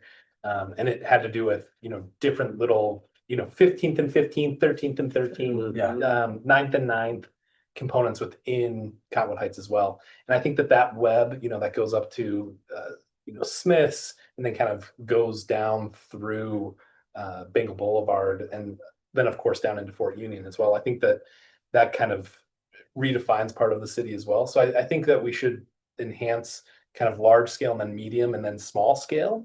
Commercial 100%. as well. With the walkability, Yeah. Right. 10-minute walking shed from everybody's house, so. Yeah. So I think that also applies to some of the transportation components as well, which once again, you know, when you lodge here, you're not just stuck at Canyon Center. You can go to Smith's and you can get your groceries, you can go to Trader Joe's, you can go to the town center, go have coffee, you know, dinner, activities after your recreation up in the mountains. So, you know, I think that should be something that we look at and how do we kind of, you know, create lodging that gives you large scale regional attraction, but then also community attraction as well. So Steamboat Springs is a great example of that, where they have Absolutely. this little micro transit that takes you everywhere and it rocks. It's really awesome. Micro transit. Can I go back, Jim, before my brain forgets it? Yeah. In number one, so could you please include the word lodging in the last sentence? This includes prioritizing experiential and entertainment-based retail, local dining, lodging, and outdoor recreational amenities. Yes. Does everybody agree with that? Yeah, just knowing that developers will be looking at demand, like it was in the plan for the north part of the gravel pit, and now it is not, because they just don't see the need or the market for another hotel right now. So we can say things, but We can, but we should still signal it because things change over 20 years. And so it should be a signal that we. Great plan. Thank you. Yeah, and that's where the future land use map would come into play. So that map generally functions as like a palette for painting what the city will look like. So you have different place types, you know, the gravel pit, we could identify as a regional center. And in the document, we can say what that means, you know, larger structures, you know, more geared towards a regional draw rather than a local draw, or however that's described. So that when we're updating our zoning policies, we can look at that and say, okay, well, these are the things that we'd like to see there. Our staff can then reverse engineer that into what code would actually produce that result. And that's really the whole general plan with land use is what's the vision? And then we're really good at making that so through the code perspective. So goal 3, support redevelopment of strategic properties to serve both residents and visitors. Land use policy, zoning tools, and regulatory guidance to encourage the redevelopment of underutilized areas such as the gravel pit in ways that support community needs, enhance the visitor experience, and strengthen long-term economic vitality. So that's kind of what I just talked about is, you know, we need to have the vision, but then we also need to reinforce it with the policy that will support that vision. so there, do we say enhance the visitor and resident experience? Or is visitor what we want? We could add both. It talks about both in the goal and the heading, so that's a good suggestion. I think that's a serious add, because when we do economic development, that's really we've had lots of discussions about this with the planning commission, that when we look at things like the Fort Union master plan, we can't put double wide sidewalks up and down both sides of Fort Union Boulevard. However, when somebody comes to us with an application, we 100% can ask them to adhere to every line and verse of exactly what we want.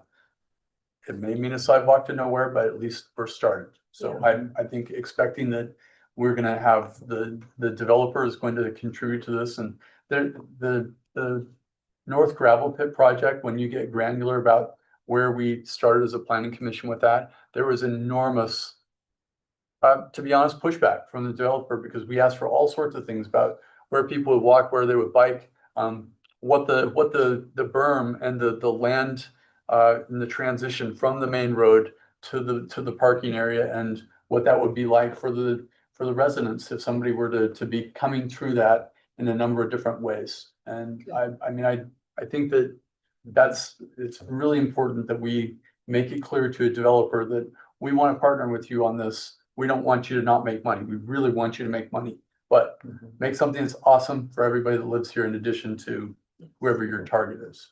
It bears repeating that the things that are attractive to our residents about living in Cottonwood Heights are also attractive to the visitors. And so anything that we redevelop in a way that meets both purposes, actually it's a win-win.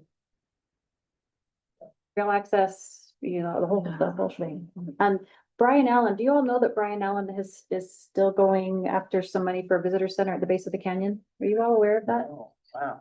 Cool. Okay, well, good. That informs this discussion a little bit. Good. Okay, next one, goal 4, strengthen the city's role as a premier office, retail, and residential community. Land use regulations, zoning tools, and development standards to support high-quality office environments, vibrant retail areas, and a diverse range of housing options that meet the evolving needs of residents and the regional workforce. I know in the subcommittee, one thing we talked about was, you know, highlighting office as a primary land use moving forward. I think the Cottonwood Corporate Center obviously is a very nice office area that draws a lot of jobs, and it's important for the city to have a workforce that, you know, can both live here, but also that is here during the day, right? They're going to lunch places. They may not be in the city. They may be going across the street to Holiday or other areas, but having that is really important. And it's also important for corporations that want to locate here, because this is a great location. If we have space available for them to locate, then it's likely that they would bring those jobs and businesses and incomes and people, families here to the city. So any comments on that? Having served at the state level, we've been talking a lot about redevelopment of office for residential. And those buildings are not that old, but I think that if we keep it, it says refine housing regulations to strategically allow a range of high quality, attainable, and workforce oriented housing types. While maintaining, I mean, I live near that area and I can see how we could, you know, I hope we could be open to having, you know, an apartment type thing in there. I mean, like, I would like it to be open enough to allow for that, because we might see the need where we're seeing less office use. Yeah, and there's been talk too about doing infill in that type of a setting where you have an office park that's got, you know, 5 or 6 or 8 parking stalls per square feet, 1,000 square feet of building. So there's a lot of empty parking lots and office structures now. So infilling those with housing is an option to where you still retain the land use, but still provide residential units. And it's great for parking too, because the people that live there are gone when everyone's working. And then when they leave from work, the people that are working come back, or they live and work in the same place. So from a shared parking perspective, it's a good mutual land use. And it is for your staff looking at suggested changes to code that would allow for the owners of those parking structures and parking places around the corporate center to be able to envision a redevelopment that Sure. includes some, as the mayor said, workforce housing types? Yeah, once we adopt the plan, we can certainly do that, if we're given the direction to do so. Yeah, Yeah, I think developers are not as much so attracted to office, and I believe there's some expertise in this room that can better understand that. I think developers are really looking from a hospitality standpoint, a retail standpoint, as well as a multifamily residential standpoint. So I think from an attraction, land use, I know that we did recently change within the Canyon Center, a office structure, and we basically rewrote a development agreement to transition that Yeah, to but those are condos. luxury, those are luxury condos. They are not workforce type housing. And I think we need multiple types of housing. And I think right now in Cottonwood Heights, I believe the average cost of home is about $770,000. Yeah. Is it 800? Okay, so yeah, I guess it's That January, happens so to it's a up. good day. Look at that, the last month. So I think that, if you're looking at 100% AMI, that's 100% AMI for Cottonwood Heights today, in certain technicalities. But I think a lot of this really comes down to where is office, how is it being redeveloped, and where are some of those opportunities for redevelopment? And what can we do to create more attainable housing? And attainable isn't affordable necessarily. Attainable is being able to have our kids and grandkids potentially, have a 2-bedroom in Cottonwood Heights someday. That's attainable. And that's, That's how can we focus on that? And I think that there's certain areas that redevelopment needs to be refocused. And, I think the Canyon Center is one great opportunity there that we've already made that change. I think, Cottonwood Center is another one. So. But I like what this bullet point signals, and we Yeah. had a presentation by a developer to consider condominium complex where the Mountain America Credit Union by Market Street Grill. That's an example of where we could encourage a development. By this bullet point alone, that says we need workforce-oriented housing types. Absolutely. Say, this is a place where we could do that, so I like. I think that there's an economic reality that you're not going to have affordable housing and workforce housing there. Okay, It's that's fair. just Yeah. not Well, that. likely to happen there. That's not the spot. Yeah. But Corp Stady, right? Starting at $800,000. I wonder, Jim, also, and I'm not sure, Any more just, housing is, she drives down the cost. I wonder if just, when I look at the places that we have large amounts of parking, and I don't know, I'm assuming this is another thing I just would ask you guys to get granular about. That I really want developers to know that we have a strong expectation that if these parking structures, we need to find out ways to have multiple people for multiple reasons. And I still just get mind blown that we have such a strong need for parking for skiers. And we have that Cottonwood corporate that has like 0 cars in it. I'm like, why can we not stage ski buses there? Conversations. We're starting. That, Yeah. but that, and I would love to see more of that. And it's hard when you're talking about a private property owner. And so the time is upstream to make sure that that's woven in it. And I don't know what kind of expectation, I don't think that you're gonna find some version of that in Utah. So I encourage you guys to do the deeper dive, and somebody on staff goes and says, okay, what does that look like where public-private, if it's UTA or just different people that are the combination of retail and if we have people that are in housing of some kind. I think we learned some really, really hard lessons up at the Racket Club property. And I mean, if we go through the fiscal side of that, it's a little embarrassing because we did not come out on top and how those agreements were made. And then we shifted it and we rezoned it. And so I don't know the current planning commission understands exactly how that kind of horse trading of property. It was a little rough in terms of where we landed. And we are kind of sharing, but you remember the developer wanted some of those spaces earmarked for their residents. And developers are always going to want that. And I think we just need to cook into the sauce, the expectation of, listen, we expect you to share. We're just not going to have vacant parking spots and big, massive parking garages to support these economic engines we're talking about without the expectation that we can cross-pollinate a little bit, Okay, just on time, we're down to well, we need to wrap up this one and move on. Is what I'm So the next one, supporting a resilient, diverse and future ready local economy, sustainability. So I should have mentioned this early on. So at our meeting in December, and it may have even been in October when we met as a group, we talked about removing the standalone sustainability chapter at the end of the document and embedding all of that throughout the document where it was relevant. So Sheldon did a great job of looking at the sustainability chapter that was drafted and then moving essentially everything, relocating everything to a new home. And this was the goal that was most related to economic development. So these we can review as well as a group. And during the drafting, I think there's a lot of redundancy with the stuff that was in the sustainability chapter to where it's already addressed everywhere else. It was just using like the fancy words that the buzzwords of sustainability. So I don't think there's any new ideas or things that are different in here that aren't already captured. But if you all feel strongly one way or another about wording things a certain way, we can certainly do that. Or if there are specific things that are important that we address. So the unanswered question is, do we need to insert anything here about specifically being prepared for the, as an Olympic venue, as We're not an Olympic venue.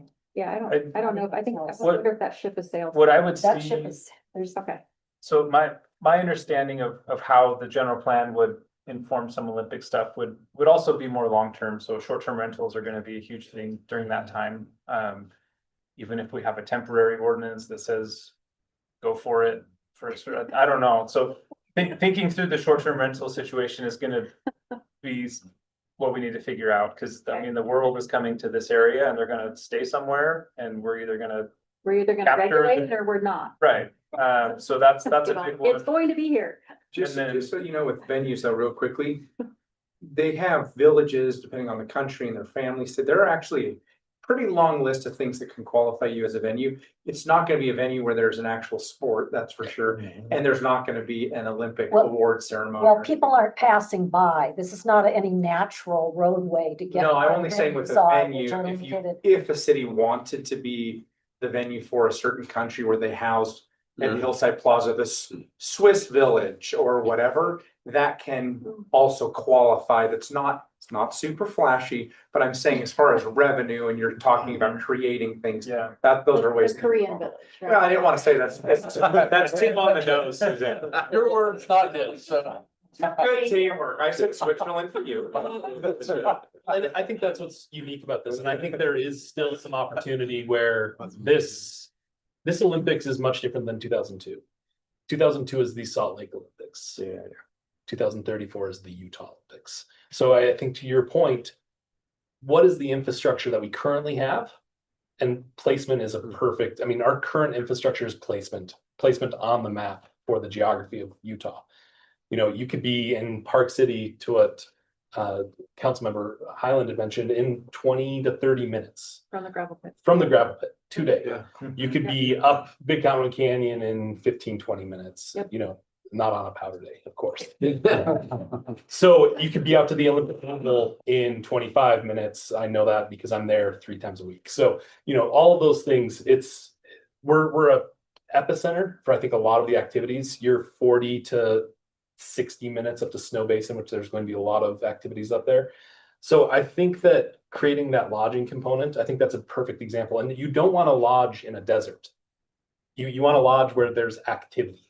You want to lodge where there's a village. You want to lodge where you can get your groceries, get coffee, have drinks, get all of your resources. So I think we really need to focus on that. And I think that finding the right developers for the gravel pit, or having the right developers find Conwood Heights for that, we need to support that. And I think that has to do with that economic development plan. So do you want Olympics in a bullet point here? I mean, Okay. yeah, I think it's positioning for Olympics, but also just for Olympics complementing the recreation.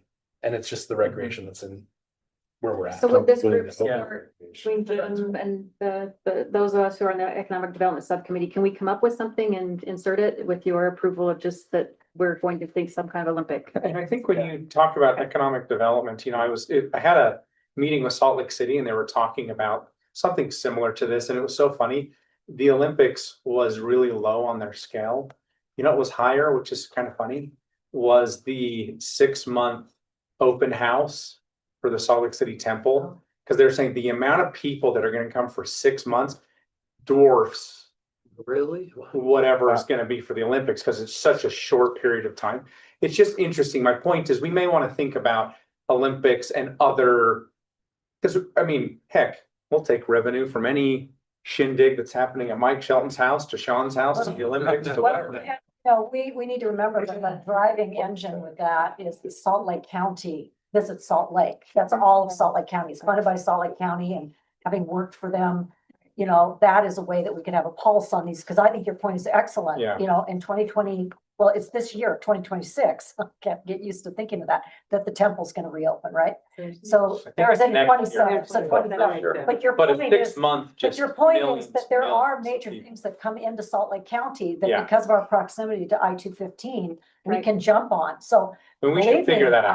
I do agree that it's not solely the Olympics, like every You single should figure year. that out. Do you want to be the liaison to the Salt? It's about embracing visitors. Yeah, Before we Yeah. leave this about the, because we need to move to the next. You know, there's nothing wrong with people getting off the freeway and getting onto one of our hubs and then getting back on the freeway Yeah, and getting onto the totally. next. And Yeah, the people slowing down within to get. that's why I said it's not, I don't see it Yeah. as a black or white. Not a black and white. Okay. Yeah. Okay, we go to land use or where next? You're the driver, Jim. I think it's what the group wants to talk about. I know transportation was a big one from last time, so maybe we're spending some time on that, because it wasn't as fleshed out and finalized. And that's what's hard, right? Work. Transportation kind of so many of them cross over. They all do. That's why I love my By job, design. it's exciting. Okay, here we are. Cities are very organic. Who wants to lead the conversation on this one? I know Suzanne, Councilmember Burrell. Well, I know you Uh, might be skeptical about AI, but when I approached our next transportation meeting, I used a ChatGPT account that was given to me by the city, provided to me by the city. And I loaded the development plans that were already part of, you know, what the adopted plans. Loaded it in, asked us some questions, said, give us, you know, spit out some objectives and some goals that we should consider for our city. And that was a starting point. And we had some great discussions. We had 2 transportation subcommittee meetings and also took into account what Mike Shelton said last time, and that's that, you know, transportation should actually help get your workforce here, there, and everywhere and help your residents. And so that's why we went back through and kind of started again and said, what is this transportation plan supposed to do? So we could read through it, we can go through it, and we could, I'll comment if you'd like to. Up to you. Sure. How to approach it. I didn't have anything that's set out. So you read it and, okay. And I do want to address one thing and give some credit to Councilmember Burrell, and that's that the Adopt Safe Systems approach, prioritizing projects and policies that measurably improve safety. We had some really good discussions about that, and part of that is that by saying that, we're actually reaffirming what we've already agreed to, because the WFRC CSAP, by us adopting that, we have already committed to safe systems approach. And so we just reiterated it here. We do think that when the strategies are included in this particular section, that it should talk about using regional resources such as WFRC, the CSAP. We should take into account the Utah Trails Network. We should take into account all of the things that impact us, because even though we are this little city, we have a lot of people coming into our city. That's the purpose of having regional council to help us. So I don't know if you have something else. Well, I think that recognizing our location and the uniqueness of what is both our positive and our negative, and that is when it comes to transportation, we have commuters that drive through our city. They're called the residents of Draper and Sandy, who are driving north and south to get to the I-215. We also have east-west challenges of the Canyon recreationalists wanting to get to Big and Little Cottonwood Canyon through Cottonwood Heights. So we, as the municipality, have to remember that the forces and the money that come out of the state, UDOT, WFRC, are largely regional in their thinking. How do we move traffic through Cottonwood Heights? And so we need to make sure that we have a strong presence, not only in all those entities that we just I just mentioned, but also through the CWC, the Central Wasatch Commission. And remember that just like the students who came here from the Civil Engineering Department at the U of U, and they advocated the importance of an ITS, an intelligent transportation system that helps, here in the 21st century, using the tools that we all use to better decide how we're going to move about. And that's why it's going to be so important to follow the safe systems approach in designing and redesigning in the most inexpensive way we can our residential areas to make them undesirable as cut through. I mean, there's going to be some really critical things that we need to think about here in the 21st century that are so different than the way we thought about transportation in the 20th century, economically and otherwise. It's a So- really good point. And where we can, the redevelopment, what we signal for redevelopment, we cannot undo every road that we already have in this city, but we can certainly look to the future. Can I ask you, oh, sorry. Just looking at the big picture of this chapter, I really like how over and over it is talking about people getting out besides their cars. I didn't know until recently, even though that we are number 3 in the nation for people always using cars. And so that's a major change for us to have the amount of verbiage that we have in here about other modes of transportation. So I really want to thank the group that has been working on this, because that is key for our health. There's multiple studies that show if we are safe for active transportation, it cuts down heart attack, it cuts down, it improves our mental health. So I really want to thank you for, it's over and over again in here. And I think that really reflects our community. So thank you. A question for the group here, because I'm looking at this and I'm looking at what we did on the recreation subcommittee. And we really tried to go out of our way. So for instance, one of the points that we made was, let's prioritize maintaining and improving our existing parks before we expand and build new ones. I think that makes sense. But we also, in much of the verbiage, we said we strive to, or they weren't quite as matter of fact of we shall do this, because again, not understanding how staff is going to take this. If I'm staff and I'm reading the two, one is going to be very much here's the guide if resources and all these things align. And I'm looking at this, and again, I'm sure there's a lot of language that's not consistent in a lot of the different sections. And maybe we did it wrong. So I'd love that feedback, but prioritize, reduce, adopt. It's very action oriented, which again is not a negative thing necessarily, but I'm just trying to point out that we probably should have some consistencies with these different sections, because if one is very, let's kind of be within our means and then another section is we shall do these things. I think the motive of every group was because, again, PTOS folks really care about recreation. If everyone is, we shall do this, then maybe we should have said, we shall do these things. Does that make sense? It does. And It was so I don't the know debate that we had too is how to figure that how out. general are we in the general plan versus how specific? So I think it's a really good. And maybe that's something that the consultant goes through and makes sure that there's consistency there. But How much time did you guys spend in the transportation master plan for the general plan adaptation for transportation? How many subcommittee meetings did we have? No. How much time did you spend in the actual 2023 adopted transportation master plan that has phase? So we used a lot, I mean, we used verbiage, we pulled verbiage from it and used it, yeah. Okay. We did. And a couple of important things. I was very cognizant. I do like that in our mission statement, we're talking about canyon related travel. That was absent before. I mean, we have to acknowledge that people come through our city to get to recreation. Another thing that was really important was to minimize neighborhood cut throughs. That had to be stated because I've said that over and over again because of what I witnessed in Houston. I do not want us to create a scenario where it's so hard to get through our city that people then cut through the neighborhoods to get around what they can't get through. Your point is well taken. If we need to change the verbiage, and I would probably lean more towards what the consultants recommend, because I don't know how specific it should be in the general plan, because you need as staff, you need a lot of wiggle room because things are gonna be very different in 20 years. There's just a lot of dollar amounts to a lot of these initiatives, which that's the only reason I point that I out. think that would naturally constrain it though. Oh, totally, 100%. And again, because we are the third highest in the nation for car use, to shift it, it kind of does need to be strong enough that it wakes us up.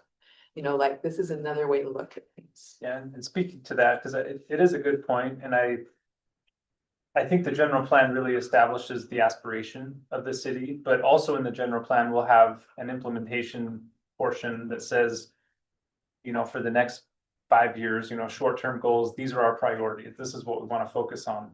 There's a lot of stuff in here with transportation, economic development, recreation, water, you know. We have a limited staff, but we can't do everything all at once. So we're gonna have to prioritize and say, okay, these are the things that are on fire today that we really want to address.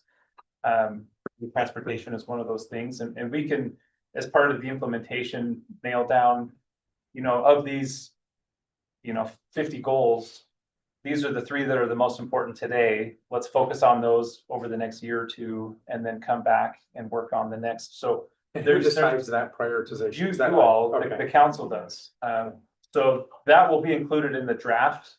And we'll talk through the implementation once we know what we're implementing, of the timing and if there's fiscal impacts. But those are all things that we have to consider. Otherwise, it's just a plan that we can't do much with. So, For sure. So I bring this up once again, just because the transportation master plan has dollars associated yeah. and dates. So we have a 2023 to 2032 improvement type and phase. So we've pretty much got up till 2050 with costs associated with the transportation changes. So my question is the general plan looking to get granular? Because right now we actually have, you know, for example, project 1.1 in the transportation master plan, $3.8 million. And the phase is to be done between now and 2032, 2300 East to Fort Union Boulevard, North City boundary, improve pedestrian safety and walkability, reconfigure roadway from 2 to 3 lanes. So that's a $3.8 million project.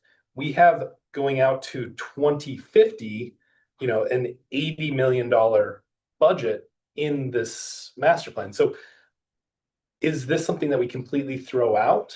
No, I With think the Looking at general the plan? WFRC 2050 RTP, or what are you quoting I'm us looking at from? the that's Townwood Heights Transportation Master Plan, the master and plan. it's the projects by phasing. So I guess my question is, from a general plan aspect, are we recreating the wheel in the general plan, or are we adopting this No. completely and also following these steps and these budgets? Yeah, to so the maintain it? general This plan is- is a more broad document. Yeah. That is a very specific transportation plan that has dollars and cents. So I think as Council Member Highland mentioned, the general plan would probably adopt that plan as an appendix or a reference by reference to say, you know, these are the general goals and the plan for transportation, but that plan has a lot more detail and specifics on projects. That was interesting to me about the Draper plan. It didn't just say reference, it actually included their transportation plan as an appendix to their general plan, Mhm, which draws greater attention to it. Sure. I would strongly advocate that we do that. Good, Absolutely. good. Yeah. Okay. Okay. All right, I think that one went fast. Are we ready for land use? Good job. Yeah, Yeah, whatever you all want to talk about, there's. did we finish enough with transportation? Yeah. Is land use next or water? Sure. Who are the members online? When you guys wanna run us through? Not all at once. Go ahead. You want to use mine? Yeah. Well, I will tell you,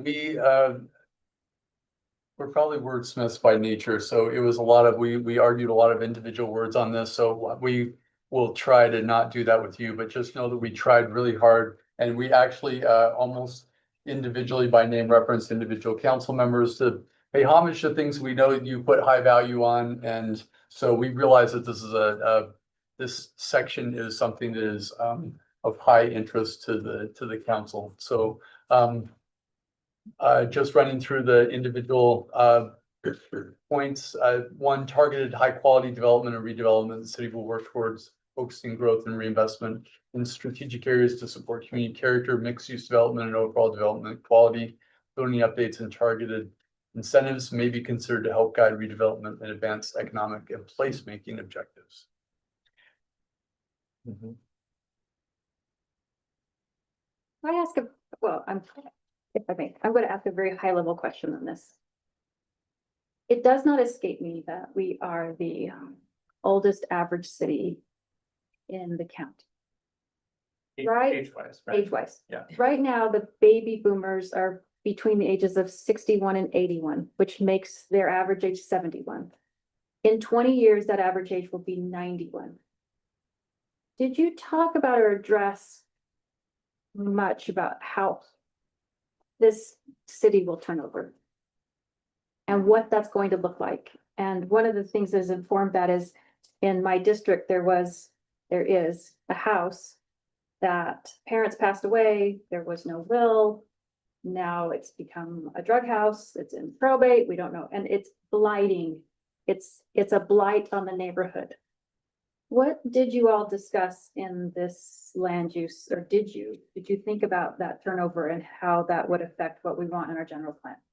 No, that issue's come up actually with the planning commission before. I mean, I think both of the apartment complexes we've done on Fort Union Boulevard involved one or more properties that fell into that category where, it fell into disrepair. And I mean, by some accounts, there was a drug house involved in both circumstances. We have a number of homes that have turned into rental situations above 2300 East. Yes, And 25 East, a lot of them. And Yes. places where we don't have sidewalks, where we end up with seasonal rentals that are really, really a struggle. So that's been an ongoing conversation with the planning commission. I don't know that we spent an enormous amount of time earmarking a particular granular strategy, but for staff, just highlight that is an ongoing challenge. Yeah. As houses turn over, what's coming next, and making sure that we're signaling a little bit. So. Yeah, and nationally, I mean, this is a trend that's everywhere. I mean, it's maybe exacerbated here just because it is already an older population, relative to Utah. I mean, Utah statistically is the youngest population-wide state for age. But Cottonwood Heights is one of the older within Utah. So anyway, one way to address that is we talked about this in economic development, is having a variety of housing types. So, most people, and the market is a huge factor on this, to where you have somebody that bought their home here in the 80s or 90s, they were newlyweds, they raised 5-6 kids, kids have since moved out, 2 people still live in the house where they raised their whole family. People generally don't want to just abandon their community because it's where they've lived for 20-30 years. So a strategy for that is building housing within the neighborhoods that would accommodate different phases of life. So smaller single family homes, townhomes, apartments, condos. It's really controversial in most places. They call it aging in place, where you can essentially be born and live your entire life in the same community without ever having to leave, because there's a housing option available to you at every phase of life.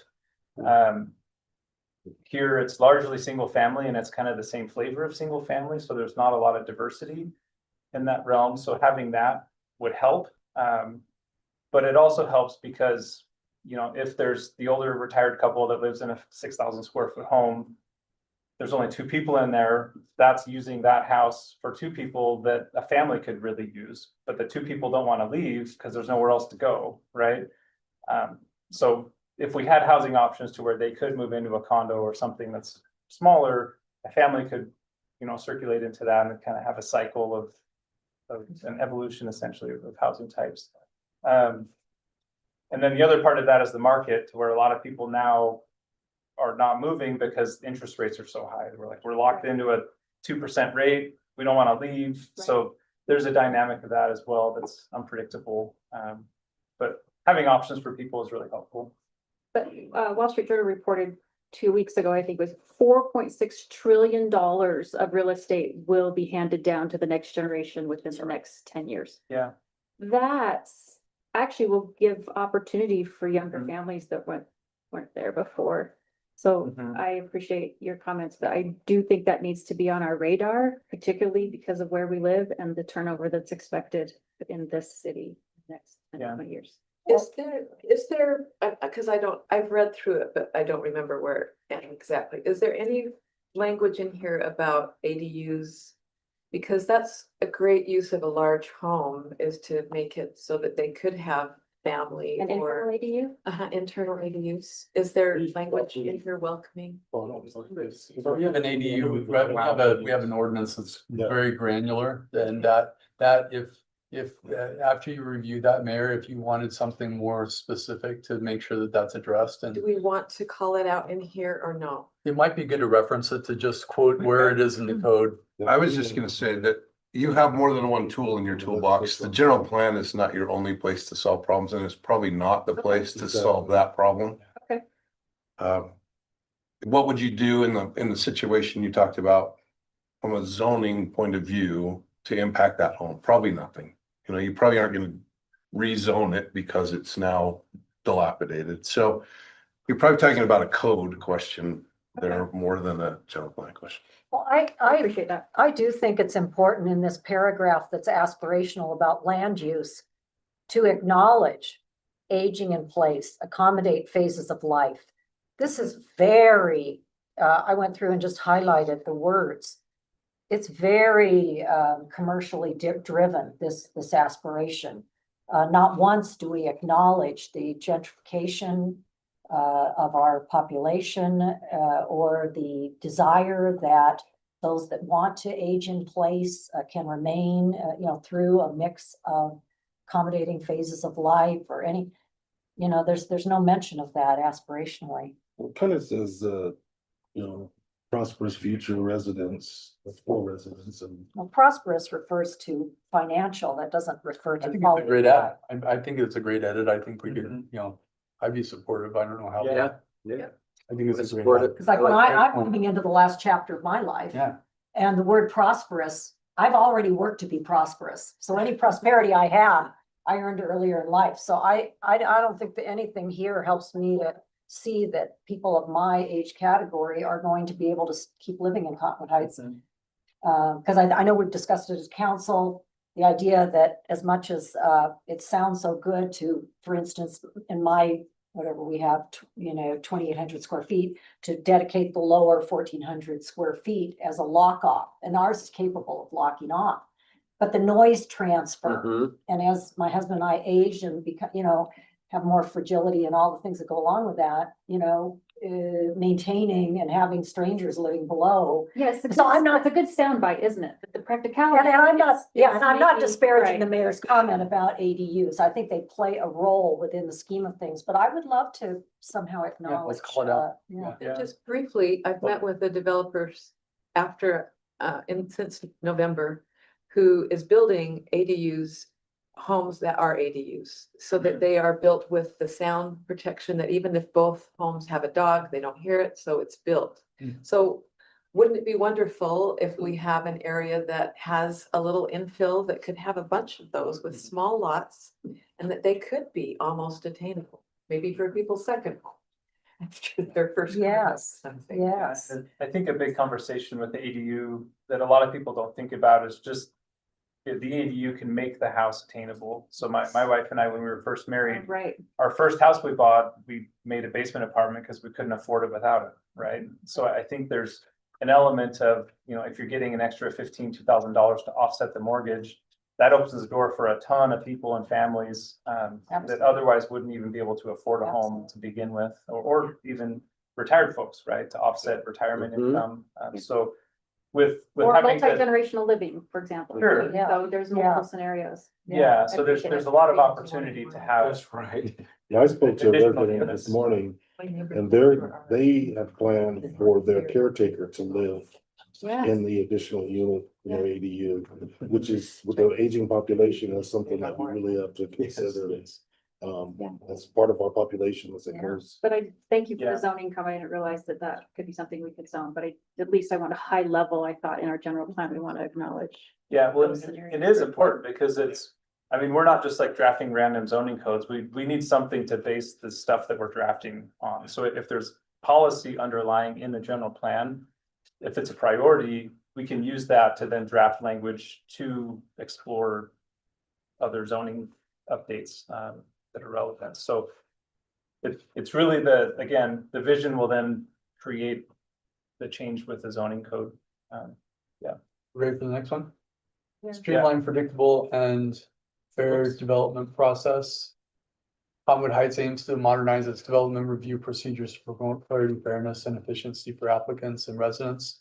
Objective standards and improve coordination will reduce delays and create greater predictability. And I just, in defense of our planning staff, they have expressed very strong feelings about improving that development review process and are busily engaged already in making that happen. So that it's already in process, and I think the council will like where things are headed. I do. Strengthens neighborhood character and land use compatibility. New development will enhance neighborhood character through context-sensitive design, appropriate transitions, and pedestrian-friendly site layouts. This approach will ensure infill and redevelopment contribute positively to the city's unique sense of place. So anticipating things like the town center and kind of the blast zone when we make changes, that everything affects everything else, and going to like Mill Hollow and just the fact that, you've got residents that, are next to 5-story high rises, and that could have been done a whole lot better back when that happened. Those types of transitions are critical. So. For expand connectivity and access to community amenities, this harkens to transportation a little bit too. The city will support and pursue improvements to multimodal connections between homes, businesses, and recreation areas to strengthen mobility and access. Investments in trails, again, to the park side of it. Transit partnerships and public amenities will create a more integrated and accessible community. So that part, in terms of the transit partnerships and public amenities, there I believe will be opportunities, and I'm not being forecasting anything, but as if schools hypothetically were ever to be surplus, or church properties were ever to be surplus, that we have strategy in place for how we're going to approach those types of things. And the fact our library is going to get a major renovation, that we're going to look at things like the Fort Union master plan, and that we look at how everything fits with everything else. So segues, this is to call that out from an economic development or from a code standpoint. Support a resilient, diverse, and vibrant local economy. Cottonwood Heights aims to strengthen key commercial districts, like we talked about, and support the creation of flexible, innovative spaces that contribute to business attraction and retention. And again, we're not talking about form-based code per se here, but trying to figure out how we can be broad in terms of, sometimes there are parts of our code that have such a short laundry list of things that you can do. I'm amazed at how often the planning commission and you guys have to deal with somebody's application, because we expect it by code that if you want to do this, you have to ask permission. And there may be some opportunities for us to add more flexibility for developers. So it's a well-known fact in the developer community that we are a little difficult, and this is all intending to be a little less difficult. Good. Okay, supported. We'll talk about that tomorrow in the work session too, so. Embedding sustainability into growth and development patterns, and for the sake of time, you can read through the rest of that. I think we've called that out a little bit already. So just walkability, mixed use infill. Housing diversity there is mentioned. Yeah. And that was a great discussion on that one. We tried hard to be aware of what the other groups were likely headed towards, and I hope you didn't see conflicts. That's my only concern, is if you see things that for the other areas that there are conflicts there, and if they don't become immediately recognizable, I'm comfortable that staff and the contractor will smooth them. Great. Well, there's your bullet point. Support a range of housing types that meet the needs of all life stages and income levels while efficiently. Is that buried too far, or is that okay? Awesome. Okay. Glad it's there. All right. Well, I'd still like to see an edit in the aspirational. Yeah, we can put it up top. Yeah, great. Okay, anything else? Are we ready to move on to recreation or water? Water we've signed up, right? We've already I passed water that. has done. Oh, have we done water? Yeah. It was- it was That's- part of the adopted, yeah. Okay, Yeah. and it, okay, good, so this recreation, yes, I saw, okay. Sorry, hopefully no one had the seizure with me trying to scroll. Yes, okay. So recreation, there weren't a lot of comments on recreation, I think, from the last time. Let me actually pull up the track version, so that'll be more helpful. Oh, I guess back to land use, I noticed we had things about water conservation, right, in land use, was that where that was, or is that, Probably. I don't think so. was that in recreation? I think Probably in. Probably in the water Water. preservation. Yeah, there's the water chapter. I just wanted to make sure that somewhere, because I didn't see it when I read through quickly, that there was Firewise somewhere. Somewhere in our sustainability and outlook, we should mention Firewise, because now we have the state statute and we have the driest January so far ever. So we want to make sure Firewise is somewhere. Yeah, and we, last month, or I think in November, the city adopted the wildland urban interface code. Yes. And then we updated the map that, for properties that would apply. Yes. So, yeah, those are all things very much on our radar. Okay, it's somewhere in here it should be. So this is the track changes version for recreation. So it didn't really change from the last iteration. You know, we added strive to just to make it more consistent with terminology. I don't think there were really substantive goals or changes. Let's see here. I think what's missing from this, and because it's just recent, is the adopted Utah Trails Network. So if you're gonna say align master plans with forthcoming Tri-Canyon Trails plan, we should also say align with the Utah Trails Network, because that's gonna, they have multiple trails going right through our city. Yeah. For that, to connect to the Bonneville Shoreline Trail. Yes. I think just as Draper has done, that was a great recommendation. Let's just have all those master plans as an appendix to Yeah. the master plan Yeah, and then refer back. it sure makes it easier for someone who's looking, if they wanna Yeah. look at the appendix, they can, or at least they know it's there. They don't have to go to 2 or 3 different places to find information. Exactly. Yeah. And I hope it stands as a cue to staff that you guys will go after dollars when those opportunities to fully develop or build those out, whether it's through the legislature or WFRC. Yeah.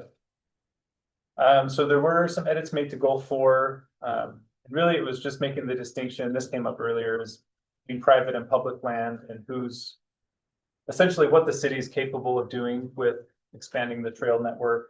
So some revisions were made there.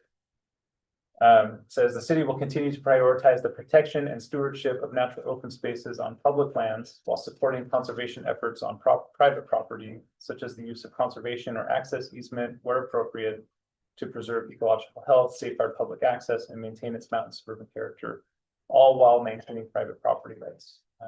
So I think that was a great revision. Goal 5, again, was pulled from the sustainability chapter, so that's why it's showing it as a new.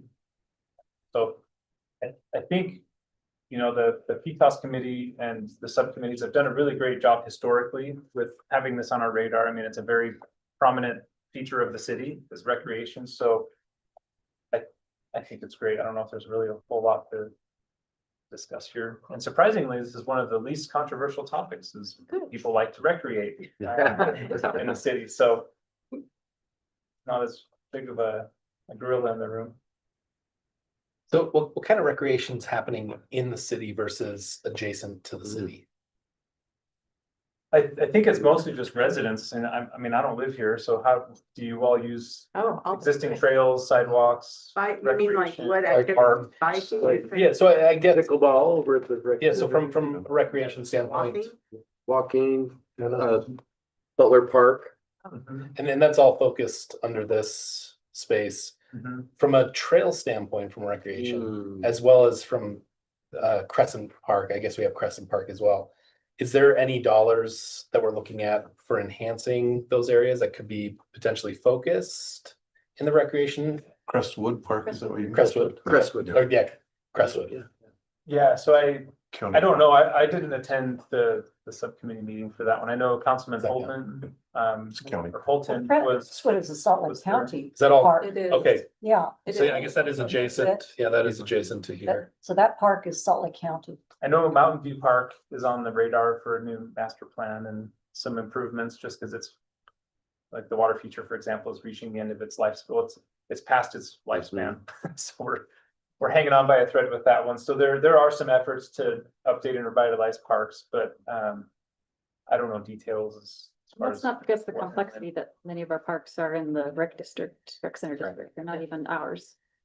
Yeah, so those details would more likely be addressed in the specific trails master plan. I mean, again, we've got all these sub-plans that are more specific. So I think the general plan will have holistically, you know, where do we want connections? You know, on a citywide level, how can we enhance recreation? Well, since this master plan is supposed to be for the next 10 years. Or You know, longer, 20 probably. well, but by statute, we're supposed to, it's supposed to be a 10-year period of time. And I'm not saying that it's unwise to look out 20 years in the future, but technically this should be a 10-year, we should be doing this every 10 years. So Right. so one of the, I don't know, kind of elephants in the room maybe, and I don't know whether it should appear in here, is whether CH2, you know, our service district that manages most of the parks that we own. Are we going to look at the financial sustainability, you know, I mean, it came up in our last council meeting, for a lot of residents who are inside the service district. The amount of property taxes they're paying. I mean, their property tax is almost double, but because of the encumbrance with service district. And so I don't know that I have a specific suggestion. But if we're talking recreation, I mean, that is a unique situation that we're in Cottonwood Heights. And is it sustainable? Is it something that we want to audit in 5 years for? I don't know whether that should be in any way included in this general plan. I don't know. I don't think we can at this. I mean, I think if it's something you want to explore, we could definitely include it to say, you know, it would be a very broad statement that the city could explore taking on all recreation. And I mean, it would be collaboration with obviously a different entity, but I just don't know if the council would be supportive of that research. I think if it's an idea and something you'd like to have, we could have in here that we have a study to figure out what the fiscal impacts would be or how the service would change. Study. We need a study. Well, and not necessarily that we want to take it all on. Maybe we want to see if Salt Lake County has an interest in, you know, being part of the future here. I don't know when that was last broached by the city leadership of Cottonwood Heights. I don't know who in this room. I don't know. Matt Shepherd. We do need to end this meeting because I forgot that we also have a renewal. We have to talk about the renewable renotice of the community development and renewal agency business meeting agenda, just to get some people on that. So we should wrap up, but is there anything else? Because I think this has been a great discussion.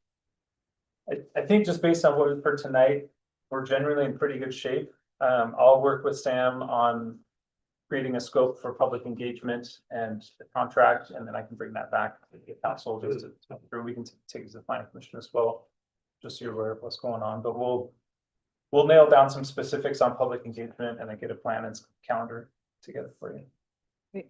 Thank you. Thank you. Thank you. Thank you. Thanks for being here. Yeah. Thank you for coming tonight. Thank you. Thank you. Hey, Lisa. Hey, we will use the planning. Love.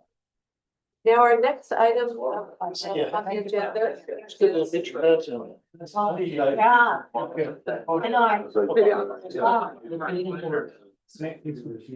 the sun is the same. next item on our agenda is to discuss our city council board committee assignments. Okay, so I'll start going through them quickly. I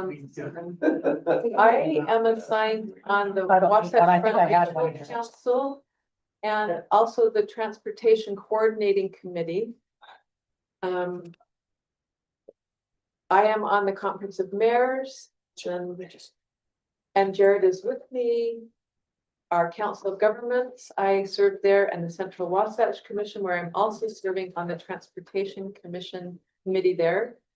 Do we need to go through line by line? I don't know. I think all of us have Maybe, Okay. yeah, I mean, maybe if there's no Have objection, you all had a chance to review? You're happy? Okay. Yes. You.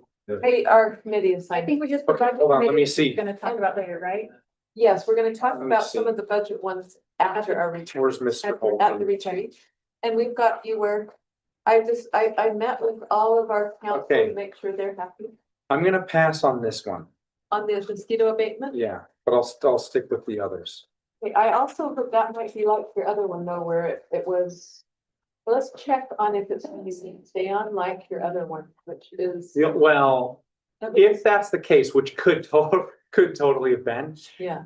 she was sworn in already though. Oh, you were sworn in. To Okay, then mosquito we will make abatement. that change. But look at it. Okay, we'll. well, check. I have a lot on my plate. I don't know that, you know, mosquito abatement was given to me by Mayor Wickers against my will. It was not something I agreed to take on. So I think that it's the mayor's prerogative to make these assignments, and I think our mayor Benyon is giving us a chance to give input, but I don't know that you can tell our mayor what he will or won't do. Well, That's up to the I mayor. don't think that's true. I'll tell you, it is. Shane, is true. that, if we're given an assignment, No, that's not. do we have to do the assignment or can we pass? Cause I've given the assignment to mosquito abatement and I'm saying I'm gonna pass. I think that under the rules, the mayor makes the assignment. I guess if you're not gonna do it, why you're not How gonna do it? often are those meetings? So they're monthly and I'll just be full transparency here. Because some of these are those standing meetings and you actually are sworn into these positions. I mean, I'm not gonna have good, I'm not going to serve the city well with that. I'm just gonna be honest with you. I don't think it's fair. Well, fairness doesn't play in here, Councilman. I Well, will I tell mean- you that as a senior council member, I was deprived of serving on the committees that I wanted to serve on, and the mayor said, you will do mosquito abatement and whatever was at his pleasure. And I accepted that because that's what's in our code, that the mayor makes the assignments. Yes. You do have a very short list. If I look at Councilmember Highland is on 1, 2. You know, if we want to make comparisons there, like, that's the wrong list. Let's see. If we all need. I totally understand. I'll just be completely honest. Well, you let me. It's because I've got a full-time job Yeah. and these are during those hours. It's I been hate to tough break it to you, to you're in have. the 21st century, and the fact that you're a man with a family and a full-time job does not change your obligations to this council. That I'm a woman and I'm not, you know, that has nothing to do with it. Okay. I don't understand what that means. I didn't bring up gender or hit. I did bring up gender. Councilmember Holton, I would love to go to one of those meetings. So when you can't attend one, let me know and I would love to see what they're doing. We'll chat offline. Okay. All right. I So gotta just jump in and say that back in the day, this was the most popular committee. Oh, I know. I know Doug had it. Loved it, and he would come into the meetings and bring his copy of Wing Beats magazine, I think the name of it was, and just It is. regale us with stories about. It's not that I disliked it. It's that I felt like I couldn't make the meetings all the time and I felt like I wasn't doing. I mean, that some are in the evening, some are in person, some are virtual. It's a mix. Give me one that you can't go and I'll go. Okay. Because I want to learn, because it is one of the committees that affects our health and welfare. It's important. You have a vote? Is that why you're sworn in? Yeah, and you actually get paid $20 to do it. That was another thing you loved about it. And they have like, They have conferences. it's not just a committee, it's a full, you're sworn in, Well, you do believe a me, the mayor term. wanted me to be on the Arts Council 4 years ago. And I said, Mayor, no one loves the arts and the performing arts and fine arts more than Ellen Burrell, but I cannot fit it into my schedule. So then he said, well, I'll ask Councilman Newell to do it, and he's done a bang up job and it's great. So I think that, you know, you can make the request, but it's still the mayor's prerogative. That's what it is in our code, and so. Okay. All right, moving on. All right, we have. This is. All right. The last, under our staff reports, is the discussion of UDOT's concurrence request concerning this temporary closure of the trail. Does anyone have any questions about that? I wanted to bring it to the meeting because it's a public thing that will change that trail. But I just want us all to be aware. And we don't know how long, but they promised that they will restore it to the condition it was or even better. And I don't think, I was in the meeting and I sat there for 40 minutes hearing Devin Weeder describe it, and I think that for the council's benefit, they're being courteous to us, Yeah. but we pretty much have to sign off on Yeah, this. This okay. is UDOT, would because assume it's part of the Yeah. building they're doing for their intermodal hub. All right, okay, then, the next meeting, item on the agenda is a review of our calendars and upcoming events. And it's not listed here, but tomorrow is our Day on the Hill for our youth council, and I'm planning to go to the Salt Palace. Yes. Well, it starts out in the morning, but the actual luncheon, I think, is Yeah. 11:30, Sorry, Good. can't make it, but that's Okay. okay. It'll be awesome. The Lunar New Year celebration is Saturday, February 7th from 10 to noon at City Hall. And we have the Cozy Paint Night, Friday, February 20th from 6 to 8 p.m. at City Hall. And the Jazz Ambassadors of the United States Army Field Band are on Thursday, March 19th from 7 to 8:30 at Butler Middle School, and tickets are required. These are all free events, but tickets are required for the Cozy Paint Night also, right? And there There's a charge for that. There's a charge for that one. Yeah. Okay. And then now I'm open because there is no, it's a separate meeting that we're going into later, right? Yes. Right here, What time is it? Notice. it's very short. It's 45. So we can grab some dinner, we can close this meeting. So I motion that we close the work session. Thank you. I'll second. Okay, then this session is closed. All in favor? Thank you for voting. Anybody get a nay on that? This is the appetizer that